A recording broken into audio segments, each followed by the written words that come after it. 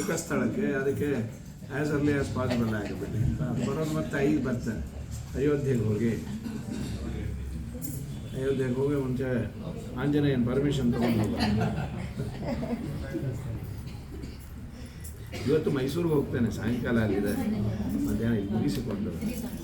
ಈ ತಿಂಗಳು ಪೂರ್ತಿ ಬಿಸಿ ಅಂತ ಹೇಳಿದ್ರಿ. ಹೌದು, ಬರೋದಿನ್ ಮಾರ್ಚ್ ಊರಲ್ಲೇ ಇರಲ್ಲ. ಮಾರ್ಚ್ 5 ವಾಪಸ್ ಬರ್ತಾರೆ ಅಯೋಧ್ಯೆಯಿಂದ. ತಗೊಂಡ್ರಿ ಅವ್ರು ಬಂದಿರಲ್ಲ, ಸತ್ಯನಾರಾಯಣ ರಾಯರು ಅವರು ಬರ್ತಾರೆ. ನೀವು ಬರ್ತಿದ್ದೀರಾ ಅಲ್ಲಿಗೆ? ಭ್ಯೋ ನಮಃ ಹರಿ ಓಂ. ಆಪಾದಮೌನಿ ಪರ್ಯಂತಂ ಗುರುಣಾಂ ಆಕೃತಿಂ ಸ್ಮರೇತ್ ತೇನ ವಿಘ್ನಾಃ ಪ್ರಣಶ್ಯಂತಿ ಸಿದ್ಧ್ಯಂತಿ ಚ ಮನೋರಥಾಃ. ನಾರಾಯಣಾಯ ಪರಿಪೂರ್ಣಗುಣಾರ್ಣವಾಯ ವಿಶ್ವೋದಯಸ್ಥಿತಿಲಯೋನ್ನಿಯತಿಪ್ರದಾಯ ಜ್ಞಾನಪ್ರದಾಯ ವಿಬುಧಾಸುರಸೌಖ್ಯದುಃಖಸತ್ಕಾರಣಾಯ ವಿತತಾಯ ನಮೋ ನಮಸ್ತೆ. ಅಭ್ರಮಂ ಭಂಗರಹಿತಂ ಅಜಡಂ ವಿಮಲಂ ಸದಾ ಆನಂದತೀರ್ಥಮತುಲಂ ಭಜೆ ತಾಪತ್ರಯಾಪಹಂ. ಪೂಜ್ಯಾಯ ರಾಘವೇಂದ್ರಾಯ ಸತ್ಯಧರ್ಮರತಾಯ ಚ ಭಜತಾಂ ಕಲ್ಪವೃಕ್ಷಾಯ ನಮತಾಂ ಕಾಮಧೇನವೇ. ಸ್ವಸ್ತ್ಯಸ್ತ್ವಶೇಷತಾಂ ಅಖಿಲ ಸನ್ಮಂಗಲಾನಿ ಭವಂತು. ಸಮ್ಯಕ್ ಶ್ಲೋಕೈಕಶ್ರವಣ ಪಠನ ಮಾತ್ರೇಣ ವಕ್ತುಶ್ಚ ಶ್ರೋತॄಣಾಂ ನಿಖಿಲ ಕಲಿಕೃತ ಕಲ್ಮಷಾಪನೋದನ ಪಡುತರೆ ಧರ್ಮಾದ್ಯಗಣ ಪುರುಷಾರ್ಥ ಸಾಧನೀಭೂತೆ. ಸುಂದರಕಾಂಡೆ ರಾಮಾಯಣ ವಾಲ್ಮೀಕಿ ರಾಮಾಯಣೆ ಸುಂದರಕಾಂಡೆ ಅದ್ಯ ಕಥಾ ಪ್ರಾರಂಭೆ ಸತಿ ಕಿಂಚಿತ್ ಪೂರ್ವಕಥಾನುವಾದ. ನೀವು ಹೇಳಿದಂತೆ ಶಿಂಶುಮಾರ ಜಯಂತಿ ಅಂತ, ಶಿಂಶುಮಾರ ರೂಪಿ ಭಗವಂತ ಇಡೀ ಜಗತ್ತನ್ನೇ ಹಿಡಿದುಕೊಂಡಿರೋ ಧ್ರುವರಾಜರಿಗೆ ಮಾವ, ಚೇಳಿನ ಆಕಾರದಲ್ಲಿ ಇರ್ತಾನೆ, ಇಡೀ ಜಗತ್ತನ್ನು ಧಾರಣೆ ಮಾಡಿ. ಅವನ ಶಿಂಶುಮಾರ ಜಯಂತಿ ಮತ್ತು ಭೀಮದ್ವಾದಶಿ ಅಂತ ಇವತ್ತಿನ ದಿನ ವಿಶೇಷ. ಮತ್ತೆ ರಾಮನ ನಕ್ಷತ್ರ ಪುನರ್ವಸು ನಕ್ಷತ್ರ. ಆಮೇಲೆ ಆಚಾರ್ಯ ಇನ್ನೊಂದು ಹೇಳ್ತೀರಿ. ಆಮೇಲೆ ಎಲ್ರು ಕೇಳಿದ್ರಲ್ಲ, ಆಮೇಲೆ ಅವ್ರು ಹೇಳಿದ್ರು ಎಲ್ಲರೂ ರಾಯರ ಭಕ್ತರು ಇದ್ದಾರೆ, ಅವರೆಲ್ಲರೂ ಮಠಕ್ಕೆ ಹೋಗ್ತಾರೆ, ಎಲ್ಲರೂ ರಾಯರ ಭಕ್ತರು. ಅವ್ರು ತಾವು ಪ್ರವಚನ ಮಾಡ್ಬೇಕಾದ್ರೆ ನನಗೆ ರಾಯರು ಕಂಡರು, ರಾಯರೇ ನಮ್ಮನ್ನ ದಾರಿಗೆ ತರ್ತಿದ್ದಾರೆ ಅಂತ ಹೇಳಿದ್ರು. ಅದೊಂದು ಖುಷಿ ಆಯ್ತು. ಆಮೇಲೆ ನಮ್ಮ ಅಣ್ಣನ ಮನೆಗೆ ಯಾವಾಗ್ಲೂ ಸುಷುಮೇಂದ್ರ ತೀರ್ಥರು ಬರೋರು, ಯಾವಾಗ್ಲೂ ಪಾದ ಪೂಜೆ ನಡೆಯೋದು. ಅವಾಗ ನಾನು ಇವ್ರು ನಮ್ಮನ್ನ ಬಿಡ್ತಾನೆ ಇರ್ಲಿಲ್ಲ, ಹೋಗ್ತಾ ಇದ್ವಿ. ಅವರು ಪಾದ ಪೂಜೆ ಮಾಡ್ಬೇಕಾದ್ರೆ ಅವರ ಎಡಭಾಗದಲ್ಲಿ ರಾಮನ ಹಚ್ಚೆ ಇರೋ ಹಂಗೆ ಇರೋದು. ಅದು ಫೋಟೋ ತೆಗೆದಾಗ ರಾಮದೇವರೇ ಕಾಣೋರು, ರಾಮದೇವರೇ ಕಾಣೋರು. ಆ ತರ ಮಣ್ಣ ಹೇಳೋರು, ನೋಡಿ ಹೀಗಿದೆ ನೋಡು, ಬಿಡ್ತಿರ್ಲಿಲ್ಲ. ಮೊನ್ನೆ ನನಗೆ ಹಾಗೆ ಅನ್ನಿಸ್ತು, ಪ್ರಶಂಸೆ ಇಲ್ಲ ಅದನ್ನ ಹೇಳಿದೆ. ಆಮೇಲೆ ಎಲ್ಲರೂ ಸ್ಟೂಡೆಂಟ್ಸ್ ಹೇಳಿದ್ರು, ಇಲ್ಲ ರಾಯರ್ ನೋಡ್ದಂಗೆ ಆಗುತ್ತೆ ಮೇಡಮ್ ನಮ್ಗೆ ಅಂತಾರೆ. ಅದಕ್ಕೆ ಅದು ಹೇಳ್ಬೇನೋ ಅವರು ರಾಯರ ಮಹಿಮೆ ಒಂದು ಹೇಳಿದ್ದೇನೆ, ಅದನ್ನ ಒಂದು 3-4 ನಿಮಿಷ ರೆಕಾರ್ಡ್ ಮಾಡಿ ಕಳಿಸಿ ಅಂತ. ಒಂದು ವೈಶ್ಯರ ಸಂಘ ಇದೆ ಶಿರಗುಪ್ಪದಲ್ಲಿ, ಪಾದಯಾತ್ರಾ ಸಂಘ. 25 ವರ್ಷ ಆಗಿದೆ. ಹೋದ ವರ್ಷ ಹೋಗಿದ್ದೆ, 2-3 ವರ್ಷ, ಈ ವರ್ಷ ಆಗ್ಲಿಲ್ಲ. ಮುಂದಿನ ವರ್ಷ ಅವರು 5 ಕೋಟಿ ರಾಘವೇಂದ್ರ ಶ್ರೀರಾಘವೇಂದ್ರಾಯ ನಮಃ 5 ಕೋಟಿ ಏನೋ ಜಪ ಮಾಡಿ ಹೋಗೋರಿದಾರಂತೆ. ಫಸ್ಟ್ ಅಂದ್ಬಿಟ್ಟು ಸ್ವಾಮಿ 5 ಕೋಟಿ ಮಾಡೋರು ಯಾರು ಅಂತ. ಆಮೇಲೆ ಎಲ್ಲ ಬಂದರು, ಎಲ್ಲ ಊರವರು ಸೇರಿದ್ದಾರೆ. ಮುಂದಿನ ವರ್ಷದಲ್ಲಿ ಆಗತ್ತೆ. ಅದಕ್ಕೆ ರಾಯರ ಮಹಿಮೆ ಅವರು ಗುರು ಜಗನ್ನಾಥದಾಸರು ಮಾಡಿದ್ದಾರೆ. ಅದೆಲ್ಲ ಉಪನ್ಯಾಸದಲ್ಲಿ ಹೇಳಿದೆ, ನಾ ಮರ್ತಿದ್ದೇನೆ, ಮತ್ತೆ ನೋಡಬೇಕದು. ಅದನ್ನೊಂದು 3 ನಿಮಿಷ ರಾ ಅಂದ್ರೇನು, ಘ ಅಂದ್ರೇನು, ವಾ ಅಂದ್ರೇನು ಅನ್ನೋದಕ್ಕೆ ಅವರೇ ಕಳಿಸ್ಯಾರ ಬಿಟ್ಟು. ಸರಿಯಪ್ಪ ಅದನ್ನು ಕೇಳೇ ನಿಮಗೆ ಮತ್ತೆ ಹೇಳ್ತೇನೆ ಅಂತೇಳಿ ಅದನ್ನು ಮಾಡಿ ಕಳಿಸಿ ಅಂತ ನಿನ್ನೆ ಕಳಿಸಿದ್ದು. ಹನುಮಂತಪ್ಪ ಅಂತ ರೈಸ್ ಮಿಲ್ ಓನರು. ವೈಶ್ಯರೆಲ್ಲ ಹೋಗ್ತಾರೆ, ಸುಮಾರು 1000 ಜನ ಹೋಗ್ತಾರೆ ಶಿರಗುಪ್ಪದಿಂದ ಪಾದಯಾತ್ರೆ. ಅವರು ಸಾಮಾನ್ಯ ಇದರಲ್ಲಿ ಶುರು ಮಾಡ್ತಾರೆ, ಇದರಲ್ಲೇ ನಮ್ಮ ಧನುರ್ಮಾಸದಲ್ಲಿ ಹೋಗ್ತಾರೆ. 3 ದಿವಸವೋ 2 ದಿವಸವೋ ತಗೊಳ್ತಾರೆ. ಚೆನ್ನಾಗಿರುತ್ತೆ, ತುಂಬ ಜನ ಸೇರ್ತಾರೆ. ಮತ್ತು ರಾತ್ರಿ ದೀಪೋತ್ಸವ ಅಲ್ಲಿ ಒಂದು ಬಯಲು, ಒಂದು 30-50 ಕಿಲೋಮೀಟ್ರ್ ಕ್ರಾಸ್ ಆಗಿದೆ. 30 ಕಿಲೋಮೀಟ್ರ್ ಕ್ರಾಸ್ ಆದರೆ ಅಲ್ಲಿ ಯಾರು ಇವರು ಹೊಲ ಎಲ್ಲ ನೀಟ್ ಮಾಡಿ ಇಳ್ಕೊಳ್ಳಿಕ್ಕೆ ಸ್ನಾನಕ್ಕೆ ಎಲ್ಲ ವ್ಯವಸ್ಥೆ ಮಾಡಿ ಒಂದು 700-800 ಜನಕ್ಕೆ ಊಟ ತಿಂಡಿ ವ್ಯವಸ್ಥೆ ಮಾಡಿ ಒಂದು 1000 ದೀಪನೋ 1500 ದೀಪ ಹಚ್ಚಿರ್ತಾರೆ ರಾತ್ರಿ. ನೋಡಲಿಕ್ಕೆ ತುಂಬ ಚೆಂದ ಅದು. ಸ್ವಸ್ಥಸ್ತು ಅಶೇಷ ಸತಾಂ. ಸುಂದರಕಾಂಡ ವಾಯುದೇವರ ಜಯವನ್ನು ಹೇಳುವ ಈ ಸುಂದರಕಾಂಡದ ಒಂದು ಸುಂದರವಾದ ವಿಶೇಷ ಅಂದರೆ ಎಲ್ಲರಿಗೂ ಸಂತೋಷ ತಂದಂತಹ ಒಂದು ಅಧ್ಯಾಯ ಕಾಂಡ. ಎಲ್ಲರೂ ಪ್ಯಾನಿಕ್ ಆಗಿದ್ರು, ಗಾಬರಿ. ಒಬ್ಬೊಬ್ಬರು ಒಂದೊಂದು ರೀತಿ. ಕೆಲವರು ನಾಟಕ ಆಡಿದ್ರು, ಕೆಲವರು ಅಂದರೆ ಶ್ರೀರಾಮಚಂದ್ರನಿಗೆ ಸೀತಾದೇವಿಯ ವಿಯೋಗ ಇಲ್ಲ, ಆದರೂ ತಾನು ಹಾಗೂ ಹನುಮಂತನಿಗೆ ಹೇಳಿದ್ದ, ನಾನು ಸೀತೆ ಕಳೆದಂತೆ ನಾಟಕ ಆಡ್ತೇನೆ, ನೀನು ಹುಡುಕೊಂಡು ಬಾ. ರಾಮನಿಗೆ ಸೀತೆ ಸಿಕ್ಕ ಸಂತೋಷ, ಸೀತೆಗೆ ರಾಮನ ವಾರ್ತೆ ಅಂತೂ, ರಾಮನಿಗೆ ನನ್ನ ಮೆಸೇಜನ್ನು ಕಳಿಸದ್ನಲ್ಲ, ಇನ್ನು ಅಡ್ಡಿ ಇಲ್ಲ, ರಾಮ ಬಂದು ನನ್ನನ್ನು ರಕ್ಷಣೆ ಮಾಡ್ತಾನೆ ಅಂತ. ಕಪಿಗಳೆಲ್ಲ ಪ್ರಾಣತ್ಯಾಗ ಮಾಡ್ತೇವೆ, ಯಾಕೆಂದ್ರೆ ಸುಗ್ರೀವಾಜ್ಞೆ ಅಂತ ಈ ಪೇಪರಲ್ಲೆಲ್ಲ ಬರ್ತಿರ, ಸುಗ್ರೀವಾಜ್ಞೆ ಅಂತ. ಅದಕ್ಕೇನ ಕಿಮ್ಮತ್ತಿರೋದಿಲ್ಲ. ಸುಗ್ರೀವನ ಕಾಲದಲ್ಲಿ ಅವನ ಆಜ್ಞೆ ಮಾಡಿದ ಅಂದರೆ ಅದರಾಗೆ ಅವನು ಟೈಮ್ ಕೊಟ್ಟಿದ್ದ, 30 ದಿವಸದ ಒಳಗೆ ಸೀತೆಯ ಸುದ್ದಿ ತೆಗೆದುಕೊಂಡಾದರೂ ಬನ್ನಿ, ಇಲ್ಲ ಅಂತ ಅನ್ನೋದ್ರು ವಾಪಸ್ ಬನ್ನಿ. 30 ದಿವಸ ಆದ ಮೇಲೆ ನೀವು ಬರೋದಾದ್ರೆ ವಿತ್ ಸೀತಾ ಸುದ್ದಿ. ಅದಿಲ್ಲ ನಮಗೆ ಎಲ್ಲ ಹುಡುಕೋದ್ವಿ, ಅದೇನು ಕೇಳೋದಿಲ್ಲ. ಸುಗ್ರೀವಾಜ್ಞೆ ಅಂದರೆ ರೀಸನ್ಸ್ ಏನೂ ಕೇಳದೆ ಅವರನ್ನು ಕೊಂದು ಬಿಡೋದು, ಇದಕ್ಕೆ ಸುಗ್ರೀವಾಜ್ಞೆ ಅಂತ. ಅಂದರೆ ಅದಕ್ಕೆ ಯಾವ ರೀಸನ್ಸು ಇಲ್ಲ, ಇಂಪ್ಲಿಮೆಂಟ್ ಆಗಬೇಕು ಅಂದರೆ ಆಗಲೇಬೇಕು. ಪೇಪರಲ್ಲಿ ಸುಮ್ಮನೆ ಸುಗ್ರೀವಾಜ್ಞೆ ಹೈಗ್ರೀವಾಜ್ಞೆ ಅಂತೆಲ್ಲ ಇರುತ್ತೆ, ಅದಕ್ಕೇನು ಕಿಮ್ಮತ್ತೇ ಇಲ್ಲ. ಸುಗ್ರೀವನ ಆಜ್ಞೆ ಹೀಗಿದೆ, 30 ದಿವಸ ಕ್ರಾಸ್ ಆಗಿದೆ, ಸೀತೆ ಸಿಕ್ಕಿಲ್ಲ, ಎಲ್ಲರಿಗೂ ಪ್ರಾಣ ಹೋಗುತ್ತೆ ಅಂತ ತೀರ್ಮಾನ ಮಾಡಿಬಿಟ್ಟಿದ್ರು. ಹನುಮಂತ ದೇವರು ಸೀತಾ ಅನ್ವೇಷಣೆ ಮಾಡಿ ಸೀತೆಯ ಸುದ್ದಿ ತಂದರೆ ಅವರಿಗೆಲ್ಲ ಆನಂದ. ಸೊ ಎಲ್ಲರಿಗೂ ಆನಂದ ತಂದಂತಹ ಒಂದು ಸಂದರ್ಭ, ಎಲ್ಲರಿಗೂ ಜಯ ತಂದಂತಹ ಒಂದು ಸಂದರ್ಭ. ನಮ್ಮಲ್ಲಿ ಒಂದು ನಂಬಿಕೆ, ಸುಂದರಕಾಂಡ ಪಾರಾಯಣ ಮಾಡಿದರೆ ಸಮಸ್ಯೆಗಳು ಬಗೆಹರಿಯುತ್ತೆ ಅಂತ ಒಂದು ವಿಶ್ವಾಸ. ಇದಕ್ಕೆ ಇನ್ವೆಸ್ಟ್ಮೆಂಟ್ ಏನಿಲ್ಲ. ಒಂದು ವೇಳೆ ಇನ್ವೆಸ್ಟ್ ಮಾಡಿ ಲಾಸ್ ಆದರೆ ಅಂದರೆ ನೀನು ಇನ್ವೆಸ್ಟ್ ಮಾಡೋದು 15 ನಿಮಿಷ ಸುಂದರಕಾಂಡಕ್ಕೆ, ಲಾಸ್ ಅಂತೂ ಇಲ್ಲೇ ಇಲ್ಲ. ತಕ್ಷಣ ಫಲ ಆಗದೆ ಇದ್ದರೂ ಗ್ಯಾರಂಟಿ ನನಗೆ ಒಳ್ಳೆಯದಂತೂ ಆಗತ್ತೆ. ಈ ದಿಶೆಯಲ್ಲಿ ಈ ಕೆಲವು ಕೋರ್ಟು ಕೇಸು ಇವೆಲ್ಲ ಬಗೆನೇ ಹರಿದೇ ಇದ್ದಾಗ ಸುಂದರಕಾಂಡ ಪಾರಾಯಣ ಮಾಡು, ಹನುಮಂತ ದೇವರು ಹೇಗೋ ಅದನ್ನು ಪಾರು ಮಾಡ್ತಾರೆ ಅಂತ ಕೆಲವ್ರಿಗೆ ಆಗಿದ್ದು ಉಂಟು. ಸುಂದರಕಾಂಡವನ್ನು ಕೇಳಿದಾಗ ಇಲ್ಲೇ ಅನೇಕ ಜನ ಕೃಷ್ಣನ ಕಥೆಯನ್ನು ಕೇಳಿದ್ರಿ, ಕೃಷ್ಣ ಒಳ್ಳೆ ಸುದ್ದಿಯನ್ನು ಕೊಟ್ಟ. ಅದು ಹೇಳೋವ್ರಿಗೇನು ಕ್ರೆಡಿಟ್ ಅಲ್ಲ, ಅದು ಮೈಕು ಅಥವಾ ಸ್ಪೀಕರು ತುಂಬ ಚೆನ್ನಾಗಿ ಔಟ್ಪುಟ್ ಬಂತು ಅಂತಂದರೆ ಚೆನ್ನಾಗಿದೆ ಅಂತ. ನಿಜವಾಗ್ಲೂ ಕೃಷ್ಣನ ಯೋಗ್ಯತೆ, ಅವರವರ ನಂಬಿಕೆ. ನಮ್ಮ ನಂಬಿಕೆ ಇದೆಯಲ್ಲ, ಅದು ತುಂಬ ಕೆಲಸ ಮಾಡುತ್ತೆ ದೇವರ ವಿಚಾರದಲ್ಲಿ. ಅವನು ನನಗೆ ಕೆಲಸ ಮಾಡೇ ಮಾಡ್ತಾನೆ ಅನ್ನೋ ನಂಬಿಕೆ ಇದ್ದರೆ ನಂಬಿದವನಿಗೆ ಕೆಲಸ ಆಗುತ್ತೆ, ನಂಬದೇ ಇದ್ದವನಿಗೆ ಆಗೋದಿಲ್ಲ ಅಂತ. ಇದೇ ಸುಂದರಕಾಂಡದಲ್ಲೇ ನಮ್ಮ ಪೇಜಾವರ ಸ್ವಾಮಿಗಳು ಯಾವಾಗಲೂ ಒಂದು ಇನ್ಸಿಡೆಂಟನ್ನು ಉಲ್ಲೇಖ ಮಾಡೋರು. ಸುಗ್ರೀವ ವಾಲಿಗೆ ರಾಮಚಂದ್ರ ಹೇಳ್ತಾನೆ ಸುಗ್ರೀವನಿಗೆ, ನಾಳೆ ದಿನ ನೀನು ವಾಲಿಯನ್ನು ಕರೆದು ಯುದ್ಧ ಮಾಡು, ನಾನು ಬಾಣ ಬಿಟ್ಟು ವಾಲಿಯನ್ನು ಕೊಲ್ತೇನೆ ಅಂತ. ಸರಿ, ಇಬ್ಬರು ಯುದ್ಧ ಮಾಡಿದರು. ರಾಮಚಂದ್ರ ಬಾಣ ಬಿಡಲೇ ಇಲ್ಲ. ವಾಲಿಗೆ ಯದ್ವಾ ಪವರ್ ಚೆಚ್ಚಿಟ್ಬಿಟ್ಟ ಸುಗ್ರೀವನ್ನ. ಸುಗ್ರೀವ ಅಂತೂ ಬಿಡಿಸ್ಕೊಂಡು ಬಂದು ಕೇಳದ ರಾಮನನ್ನ, ಏನು ನೀವು ಅವ್ರೇನಾದ್ರೂ ಕಮಿಟ್ ಆಗ್ಬಿಟ್ಟಿರ ಲಂಚ ಗಿಂಚ ತಗೊಂಡು, ಏನಿದು ಅನ್ಯಾಯ, ಕರಿ ಅಂತ ಹೇಳಿ. ಅದಕ್ಕೆ ಶ್ರೀರಾಮಚಂದ್ರ ಹೇಳ್ದ, ನಿಮ್ಮಿಬ್ಬರಲ್ಲಿ ಸುಗ್ರೀವ ಯಾರು ವಾಲಿ ಯಾರು ಗೊತ್ತಾಗ್ಲಿಲ್ಲ, ಡೌಟ್ ಬಂತು, ಯಾಮಾರಿ ಬಾಣ ನಿನಗೆ ಬಿಟ್ಬಿಟ್ರೆ, ಓ ಸರಿ ಬಿಡು, ಡೌಟ್ ಬರೋ ಥರನೇ ಇದ್ದೇವೆ ಅಂತ. ಇಷ್ಟು ಇಲ್ಲಿ ಪ್ರಶ್ನೆಯನ್ನು ಬೇಜಾರು ಸ್ವಾಮಿಗಳೇ ಯಾವಾಗಲೂ ಹೇಳೋರು. ಅವಳಿ ಜವಳಿ ಮಕ್ಕಳನ್ನು ನೋಡಿದಾಗ ತಾಯಿಗಂತೂ ಗೊತ್ತಾಗುತ್ತೆ ಯಾವುದು ಯಾವ ಮಗು ಅಂತ. ಹೊಸದಾಗಿ ನೋಡಿದ ನಮಗೆ ಗೊತ್ತಾಗೋದಿಲ್ಲ, ಎಷ್ಟು ಸಲ ನೋಡಿದ್ರು ಗೊತ್ತಾಗೋದಿಲ್ಲ. ತಾಯಿಗೆ ಗೊತ್ತಾಗತ್ತೆ. ಸರ್ವಜ್ಞನಾದ ದೇವರಿಗೆ ವಾಲಿ ಯಾರು ಸುಗ್ರೀವ ಯಾರು ಅಂತ ಗೊತ್ತಿಲ್ಲ ಅಂದರೆ ಇದನ್ನು ನಂಬೋದೆ? ಇಲ್ಲ. ಮತ್ತೆ ರಾಮಚಂದ್ರ ಸರ್ವಜ್ಞ ಹೀಗೆ ಯಾಕೆ ಮಾಡ್ದ? ರಾಮನನ್ನು ನಾವು ಹೇಗೆ ನೋಡ್ತೀವೋ ಅವನು ನಮ್ಮನ್ನು ಹಾಗೇ ನೋಡ್ತಾನಂತೆ. ಸುಗ್ರೀವ ರಾಮನನ್ನು ಡೌಟ್ಫುಲ್ಲಾಗೇ ನೋಡಿದ್ದ, ವಾಲಿಯನ್ನು ಗೆಲ್ತಾನೋ ಇಲ್ಲೋ ಅಂತ ಎಂಟ್ರೆನ್ಸ್ ಟೆಸ್ಟ್ ಎಲ್ಲ ಇಟ್ಟ ದೇವರಿಗೆ. ಆ ತಾಳೆ ಮರಗಳನ್ನು ಬೀಳಿಸು, ಇನ್ನೊಂದು ಮಾಡು ಅಂತ. ಅದಕ್ಕೆ ಶ್ರೀರಾಮಚಂದ್ರ ಸುಗ್ರೀವನನ್ನು ಡೌಟ್ಫುಲ್ ಆಗೇ ನೋಡದಂತೆ. ಇವನು ಸುಗ್ರೀವ ಹೌದೋ ಅಲ್ಲೋ ಇಲ್ಲ, ರಾಮ ನನ್ನನ್ನು ರಕ್ಷಣೆ ಮಾಡೇ ಮಾಡ್ತಾನೆ, ಅವನಿಗೆ ವಿಶ್ವಾಸ ಇದ್ದಿದ್ರೆ ಮೊದಲೇ ಹೊಡೆದಿರೋನು. ಬೇಜಾರು ಸ್ವಾಮಿಗಳು ಕೊಡ್ತಾ ಇದ್ದಂಥದ್ದು.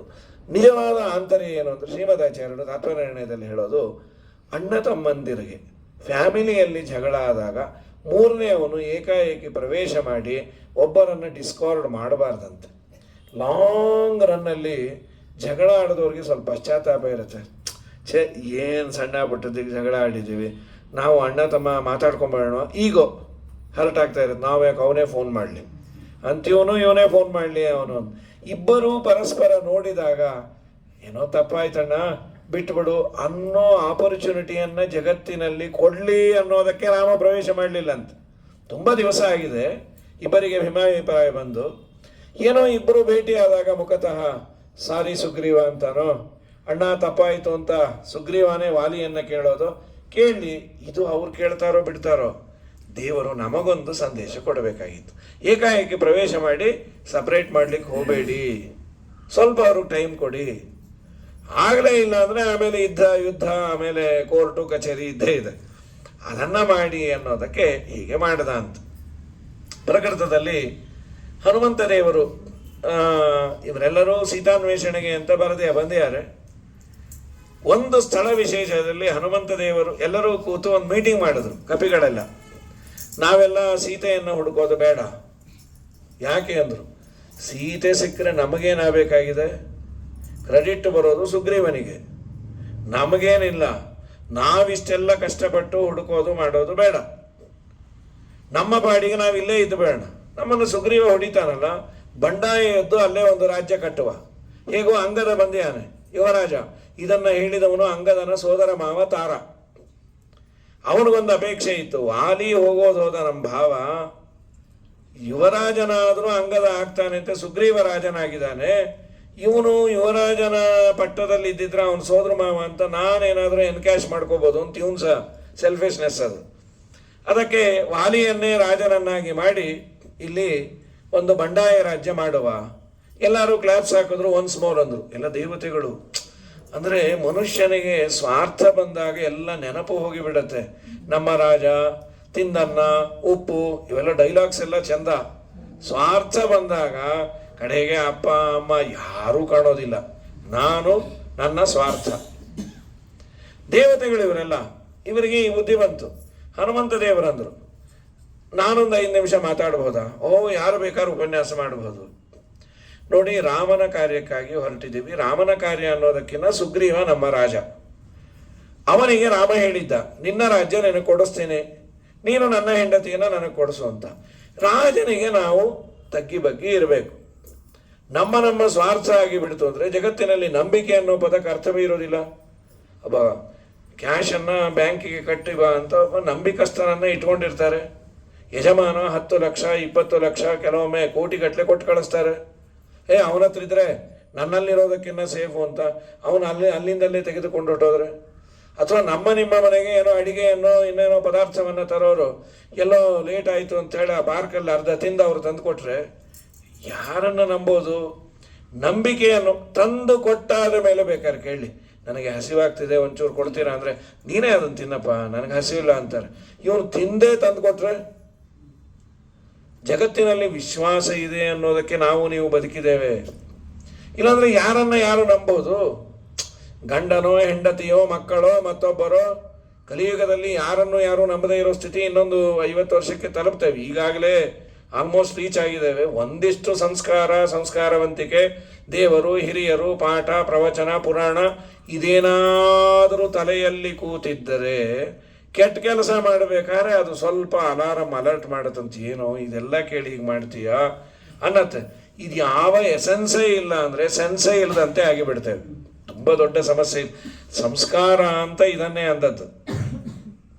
ಅದು ನಮ್ಮನ್ನು ಒಬ್ಬರು ತುಂಬ ಚೆನ್ನಾಗಿ ಅದನ್ನು ಯಾವುದೋ ಕಾಲೇಜಲ್ಲಿ ಇದನ್ನು ಕೊಡ್ತಾ ಇರೋರು, ಏನು ಸಂಸ್ಕಾರ ಅಂದರೆ ಏನು ಅಂದರೆ ಅವರು ತುಂಬ ಚೆನ್ನಾಗಿ ಅನಲೈಸ್ ಮಾಡಿದ್ದಾರೆ.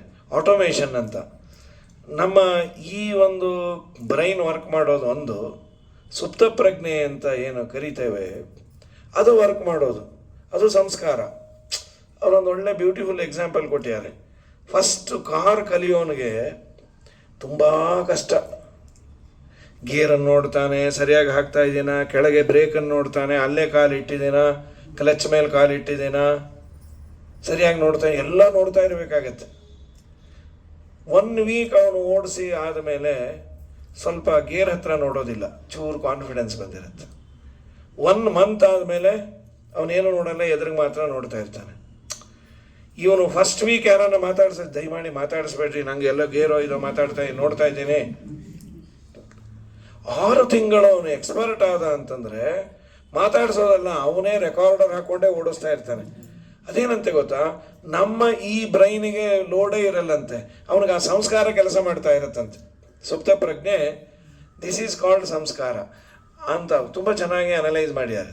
ನಮ್ಮ ಮೈಂಡಿಗೆ ದೇವರು ಕೊಟ್ಟ ಯೋಗ್ಯತೆ, ನೀನು ಚೆನ್ನಾಗಿ ಫೀಡ್ ಮಾಡಿದರೆ ನಿನಗೆ ಬೇಕಾದಾಗ ರಿಟ್ರೈವ್ ಅವನು ಮಾಡ್ತಾನಂತೆ.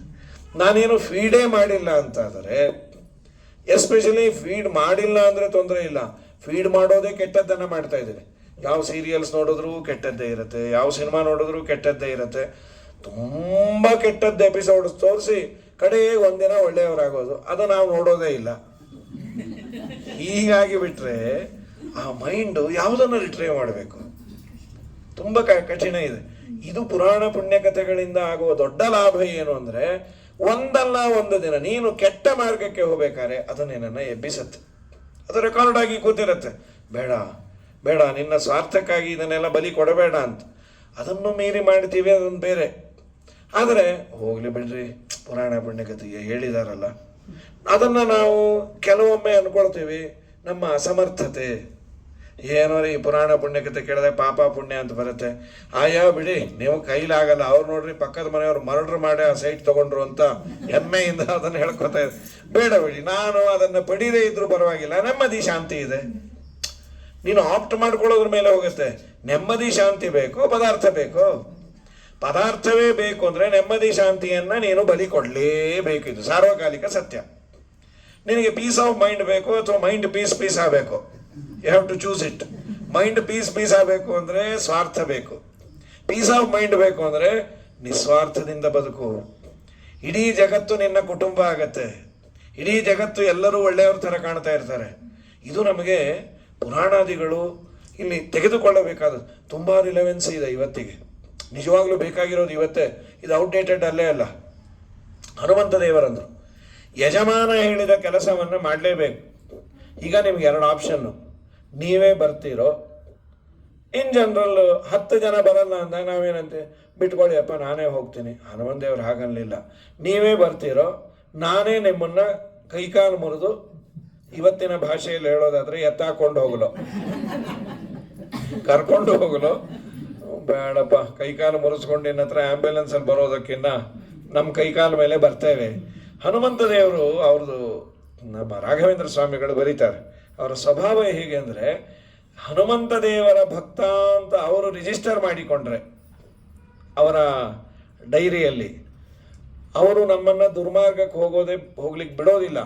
ಪ್ರಬಲವಾದ ಕರ್ಮ ಇದೆ ಅಂತ ದುರ್ಮಾರ್ಗಕ್ಕೆ ಹೋದ್ರು, ಆ ಮಕ್ಕಳನ್ನು ತಾಯಿ ಮೈನ್ ರೋಡ್ಗೆ ಹೋಗ್ಬೇಕಾದ್ರೆ 2 ಕಪಾಳಕ್ಕೆ ಹೊಡೆದು ಎಳ್ಕೊಂಬರ್ತಾಳಲ್ಲ, ಹಾಗೆ ನಮಗೆ ಶಿಕ್ಷೆಯನ್ನು ಕೊಟ್ಟಾದರೂ ದಾರಿಗೆ ತರ್ತಾರಂತೆ. ಸ್ವಭಕ್ತಾನ್ ದುರ್ಮಾರ್ಗಾದ್ ಉದ್ಧೃತ್ಯ ಸನ್ಮಾರ್ಗ ಸ್ಥಾಪಕಾನಾಂ.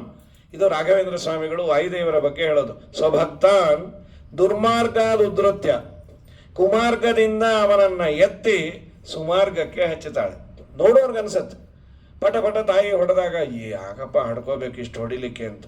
ಅದು ತುಂಬ ತುಂಟತನ. ಈ ಮೈನ್ ರೋಡಲ್ಲಿ 20 ಸಲ ಓಡಾಡ್ತಾ ಇದ್ರೆ, ಮನೇಲಿ ಬಿದ್ದರು ಎಲ್ಲಿ ಬೇಕಾದ್ರೂ ಓಡಾಡ್ಕೊ, ಅಲ್ಲಿ ರೋಡಲ್ಲಿ ಓಡಾಡಬೇಡ ಅಂದರೆ 2 ಕಪಾಳಕ್ಕೆ ಹೊಡೆದ್ರೆ ಆ ಮಗುವನ್ನು ಅಮ್ಮ ಹೊಡಿತಾಳು, ಅದಕ್ಕೆ ರೋಡಿಗೆ ಬರಲ್ಲ ಅಂತ. ಈಗ ಅದಕ್ಕೆ ಸೆನ್ಸ್ ಇಲ್ಲ. ಅಥವಾ ಮಗು ತುಂಬ ಆಟ ಮಾಡುತ್ತೆ ಅಂತ ಅದಕ್ಕೆ ಸಿಕ್ಕಾಬಿಟ್ಟೆ 5-6 ಫೋನ್ ಕೊಟ್ಟುಬಿಟ್ರೆ ಆಮೇಲೆ ಅದು ನಮ್ಮನ್ನೇ ಬೈಯತ್ತೆ. ಅದಕ್ಕೆ ಒಳಿತಿಗಾಗಿ ನಾವು ಕೆಲವನ್ನ ನಿರ್ಬಂಧ ಮಾಡ್ತೇವೆ. ನಿರ್ಬಂಧ ಮಾಡಬೇಕಾದ್ರೆ ಅದರ ಯೋಗ್ಯತೆ ಅದಕ್ಕೆ ಗೊತ್ತಿಲ್ಲದೆ ಇದ್ರು ಏಟು ಬೀಳತ್ತೆ ಅನ್ನೋ ನೆಪದಿಂದಲಾದರೂ ಸುಮ್ಮನಿರಲಿ ಅಂತ. ಇದು ದೇವರು, ವಾಯುದೇವರು ನಮಗೆ ಶಿಕ್ಷೆ ಕೊಟ್ಟಾಗ ಈ ಚಿಂತನೆ ಮಾಡಬೇಕಂತೆ. ನಾನು ಮೆರೀತೇನೆ ಅಂತ ದೇವರು ಹಂಸನ್ನು ಹಾಕಿದ್ದಾನೆ. ದೇವರು ಸ್ವಲ್ಪ ಸ್ಲೋ ಆಗಿ ಹೋಗಪ್ಪ, ನೀನಾಗಿ ನೀನೇ ಹೋಗಲ್ಲ, ಅದಕ್ಕೆ ರಸ್ತೆನೇ ಕೆಟ್ಟದಾಗಿಟ್ಟೆ ನಿನ್ನ ಜೀವನದಲ್ಲಿ, ಆಮೇಲೆ ಒಳ್ಳೆಯ ದಿನಗಳು ಬರುತ್ತೆ. ಪ್ರತಿಯೊಬ್ಬರ ಜೀವನದಲ್ಲಿ ಒಳ್ಳೆಯದೂ ಇದೆ. ಸುಖಸ್ಯಾನಂತರಂ ದುಃಖಂ, ದುಃಖಸ್ಯಾನಂತರಂ ಸುಖಂ ಅಂತ. ಸುಖದ ನಂತರ ದುಃಖ, ದುಃಖದ ನಂತರ ಇದು ಸಂಸಾರ ಚಕ್ರ. ಕೆಲವು ದಿನ ಸುಖ, ಕೆಲವು ದಿನ ದುಃಖ, ಇದು ಕೊಡ್ತಾ ಇರ್ತಾನೆ. ಹನುಮಂತ ದೇವರು ಇಷ್ಟೆಲ್ಲ ಹೇಳೋದು. ಕಡೆಗೆ ಸಮುದ್ರ ಅಡ್ಡ ಬಂತು. ಎಲ್ಲ ಕವಿಗಳಿಗೆ ಆನಂದ ಆಯ್ತು. ಹನುಮಪ್ಪ ಈಗೇನು ಮಾಡ್ತಿ ಅಂದ್ರು. ಏನೋ ನಮ್ಮನ್ನು ಹೊಡೆದು ಎರ್ಕೊಂಬರ್ತೇನೆ ಅಂದೆಲ್ಲ, ಈಗ ಸಮುದ್ರ ಅಡ್ಡ ಬಂತಲ್ಲ. ಈಗ ನಾವೆಲ್ಲ ಒಂದು ಕೆಲಸ ಮಾಡುವ, ಸಂಕಲ್ಪ ಮಾಡಿ ಪ್ರಾಯೋಪವೇಶ ಅಂತ ಒಂದು ವ್ರತ, ಅಂದರೆ ಪ್ರಾಣ ಹೋಗೋವರೆಗೂ ಅನ್ನ ಆಹಾರ ಸ್ವೀಕಾರ ಮಾಡದೆ ದೇವರ ಭಜನೆಯನ್ನು ಮಾಡೋದು. ಪರೀಕ್ಷಿತ ಅದು ಮಾಡಿದ್ದ. ನಾವೀಗೆಲ್ಲ ರಾಮಾಯಣವನ್ನು, ಇಲ್ಲಿವರೆಗೂ ಆಗಿರೋ ರಾಮಾಯಣವನ್ನು ಗಾನ ಮಾಡುವ.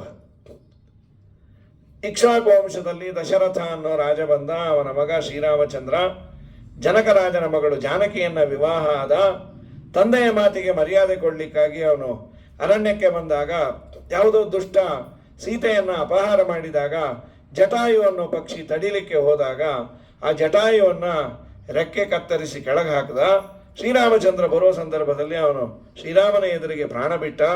ಆದರೆ ತುಂಬ ಪುಣ್ಯಾತ್ಮ, ಶ್ರೀರಾಮನ ಚಂದ್ರನ ಕೈಯಲ್ಲೇ ಅವನು ಶ್ರಾದ್ದವನ್ನು ಮಾಡಿಸಿಕೊಂಡ. ಶ್ರೀರಾಮ ಅದಕ್ಕೆ ತರ್ಪಣವನ್ನು ಬಿಟ್ಟ. ಶಾಲಿಗ್ರಾಮದ ದೇವಸ್ಥಾನದಲ್ಲಿ ಶ್ರಾದ್ದ ಮಾಡಿದರೆ ಪುಣ್ಯ, ಆದರೆ ದೇವರೇ ಶ್ರಾದ್ದ ಮಾಡೋದು ಅಂದರೆ. ಈ ಮಾತು ಕೇಳಿದ ಕೂಡಲೇ ಒಂದು ಪಕ್ಷಿ ಹಾರ್ಕೊಂಬಂತು. ಅವನಣ್ಣ ಸಂಪಾತಿ. ಅವನು ಕೇಳ್ದ, ನನ್ನ ತಮ್ಮನ ಬಗ್ಗೆ ನಿಮಗೆ ಗೊತ್ತು? ಜಟಾಯು ದಶರಥ ಇಬ್ಬರು ಸ್ನೇಹಿತರು, ದಶರಥನ ಕಡೆಯವರು ಅಂತ ಕಾಯ್ಲಿಕ್ಕೆ ಇವನಿದ್ದ. ಸಂಪಾತಿ ಅಂದ, ನನ್ನ ತಮ್ಮ ಅವನು ನನಗೆ ರೆಕ್ಕೆ ಕತ್ತರಿಸಿತ್ತು, ಸುಟ್ಟೋಗಿತ್ತು. ಇಬ್ಬರು ರನ್ನಿಂಗ್ ರೇಸ್ ಇಟ್ಕೊಂಡಿದ್ರಂತ, ಸೂರ್ಯಮಂಡಲ ಮುಟ್ಟಿ ಬರೋದು ಅಂತ. ಜಟಾಯು ತುಂಬ ಮೇಲೆ ಹಾರ್ತಾ ಇದ್ದ, ಸ್ವಲ್ಪ ತಲೆ ಸುತ್ತಿತು. ಸಂಪಾತಿ ರಕ್ಷಣೆಗಾಗಿ ರೆಕ್ಕೆಯನ್ನು ಅಗಲ ಮಾಡ್ದ. ಅವನ ರೆಕ್ಕೆ ಸುಟ್ಟೋಯ್ತು, ಜಟಾಯು ಉಳ್ದ, ನಪ್ಪಂತ ಕೆಳಗೆ ಬಿದ್ದ. ನಾನು ಪ್ರಾಣ ಬಿಡ್ತೇನೆ ಅಂದಾಗ ಒಬ್ಬ ಋಷಿಗಳಂದ್ರು, ಇಲ್ಲ ನೀನಿರು. ಅವನಂದ, ಯಾತಕ್ಕಾಗಿ ಇರಲಿ, ಕೆಲವೆಲ್ಲ ಅಸಾಧಾರಣ ಧರ್ಮ. ರೆಕ್ಕೆ ಇಲ್ಲದ ಪಕ್ಷಿ, ಈಜು ಬರದೇ ಇರೋ ಮೀನು, ಆಚಮನ ಬರದೇ ಇರೋ ಆಚಾರ, ಇದ್ದರೇನು ಇಲ್ಲದಿದ್ದರೇನು, ಇವೆಲ್ಲ ಯಾರ್ಯಾರಿಗೆ ಏನೇನು ಬೇಕೋ ಅದು ಬೇಕೇ ಬೇಕು. ಇದಿಲ್ಲ ಅಂತಂದ್ರೆ ಬದುಕೋದು ಹೇಗೆ? ಇಲ್ಲ ನಿನಗೊಂದಿನ ರೆಕ್ಕೆ ಬರುತ್ತೆ ಅಂತ ಹೇಳಿದರು. ಶ್ರೀರಾಮಚಂದ್ರನ ಕಥೆ ಕೇಳಿದ ಕೂಡಲೇ ರೆಕ್ಕೆ ಬಂತು. ನಮ್ಮ ಗೋಪಿಕಾಸ್ತ್ರೀಯರು ಒಂದು ಮಾತಂತಾರೆ, ಕೃಷ್ಣ ನೀನಲ್ಲಪ್ಪ, ನಿನ್ನ ಕಥೆಯೇ ನಮ್ಮ ವ್ಯಥೆಯನ್ನು ದೂರ ಮಾಡುತ್ತೋ. ತವ ಕಥಾಮೃತಂ ತಪ್ತ ಜೀವನಂ ಕವಿಭಿರೀಡಿತಂ ಕಲ್ಮಷಾಪಹಂ ಶ್ರವಣಮಂಗಲಂ ಶ್ರೀಮದಾತತಂ ಭುವಿ ಗೃಣಂತಿ ತೇ ಭುರಿದಾ ಜನಾ ಆವನ ಶ್ರವಣ ಮನನ ನಿಧಿಧ್ಯಾಸನ ಆವಿಟ್ಟುವಿನ ಭಕ್ತಿ ಮಹಾಪ್ರಸಾದಂಗಳು ಕೈವಲ್ಯ ಪದಕ್ಕೆ ಕೇದನೇಚ್ಚಣಿಕೆಂದು ಭಾವಜ್ಞರು ಪೇಳ್ವರು, ವೇದ ಭಾವಜ್ಞರು ಪೇಳ್ವರು. ಜೀವಕ್ಕೆ ಜವನ ಬಾಧೆಗಳನ್ನು ತಪ್ಪಿಸಿ ಪಾವನ ವೈಕುಂಠಪುರದೊಳಗೆಂದೆಂದು ಆವಾಸವ ಮಾಡಿ ಸುಖಿಸಬೇಕಾದರೆ ಸೇವಿಸು ವೈಷ್ಣವರ, ನೀ ಸೇವಿಸು ವೈಷ್ಣವರ. ನಾರಾಯಣನ ನೆನೆ ಮನವೇ, ನಾರಾಯಣನ ನೆನೆ. ನಾರಾಯಣನ ಮನ್ನಿಸು ವರ್ಣಿಸು ಆರಾಧನೆಗಳ ಮಾಡುತ್ತ ಪಾಡುತ್ತ ನೀರಾಜನದಿಂದರ್ಚಿಸು ಮೆಚ್ಚಿಸು ಪಾರಾಯಣ ಪ್ರಿಯನ, ವೇದ ಪಾರಾಯಣ ಪ್ರಿಯನ. ಆಂಜನೇಯನಿಗೆ ಸಂಬಂಧಪಟ್ಟ ಸ್ತೋತ್ರಗಳೆಲ್ಲ ದೇವರಿಗೆ ಮಂಗಳಾರತಿ ಅಂತ. ನೀರಾಜನ ಅಂದರೆ ಮಂಗಳಾರತಿ ಅಂತ. ನೀರಾಜನ ಪದದ ಅರ್ಥ ಏನಂದರೆ ನಿತರಾಮ್ ರಂಜಯತಿ. ರಂಜನ ಅಂದರೆ ಸಂತೋಷ ಕೊಡುವ ಪ್ರೋಸೆಸ್ಸು. ನೀ ಅನ್ನೋದು ಸೂಪರ್ಲೇಟಿವ್ ಡಿಗ್ರಿ. ತುಂಬ ಸಂತೋಷ ಆಗುವ ಪ್ರೋಸೆಸ್ ಯಾವುದೋ ಅದು ನೀರಾಜನ. ನಮಗಲ್ಲ, ದೇವರಿಗೆ. ಇನ್ಫ್ಯಾಕ್ಟ್ ನಮಗೂ ಅದು ಆನಂದವೇ. ಕಾರ್ಯಕ್ರಮದಲ್ಲಿ ನಾವು ಕೇಳೋದೆ ಮಹಾಮಂಗಳಾರತಿ ಎಷ್ಟೊತ್ತಿಗೋ ಅಂತ.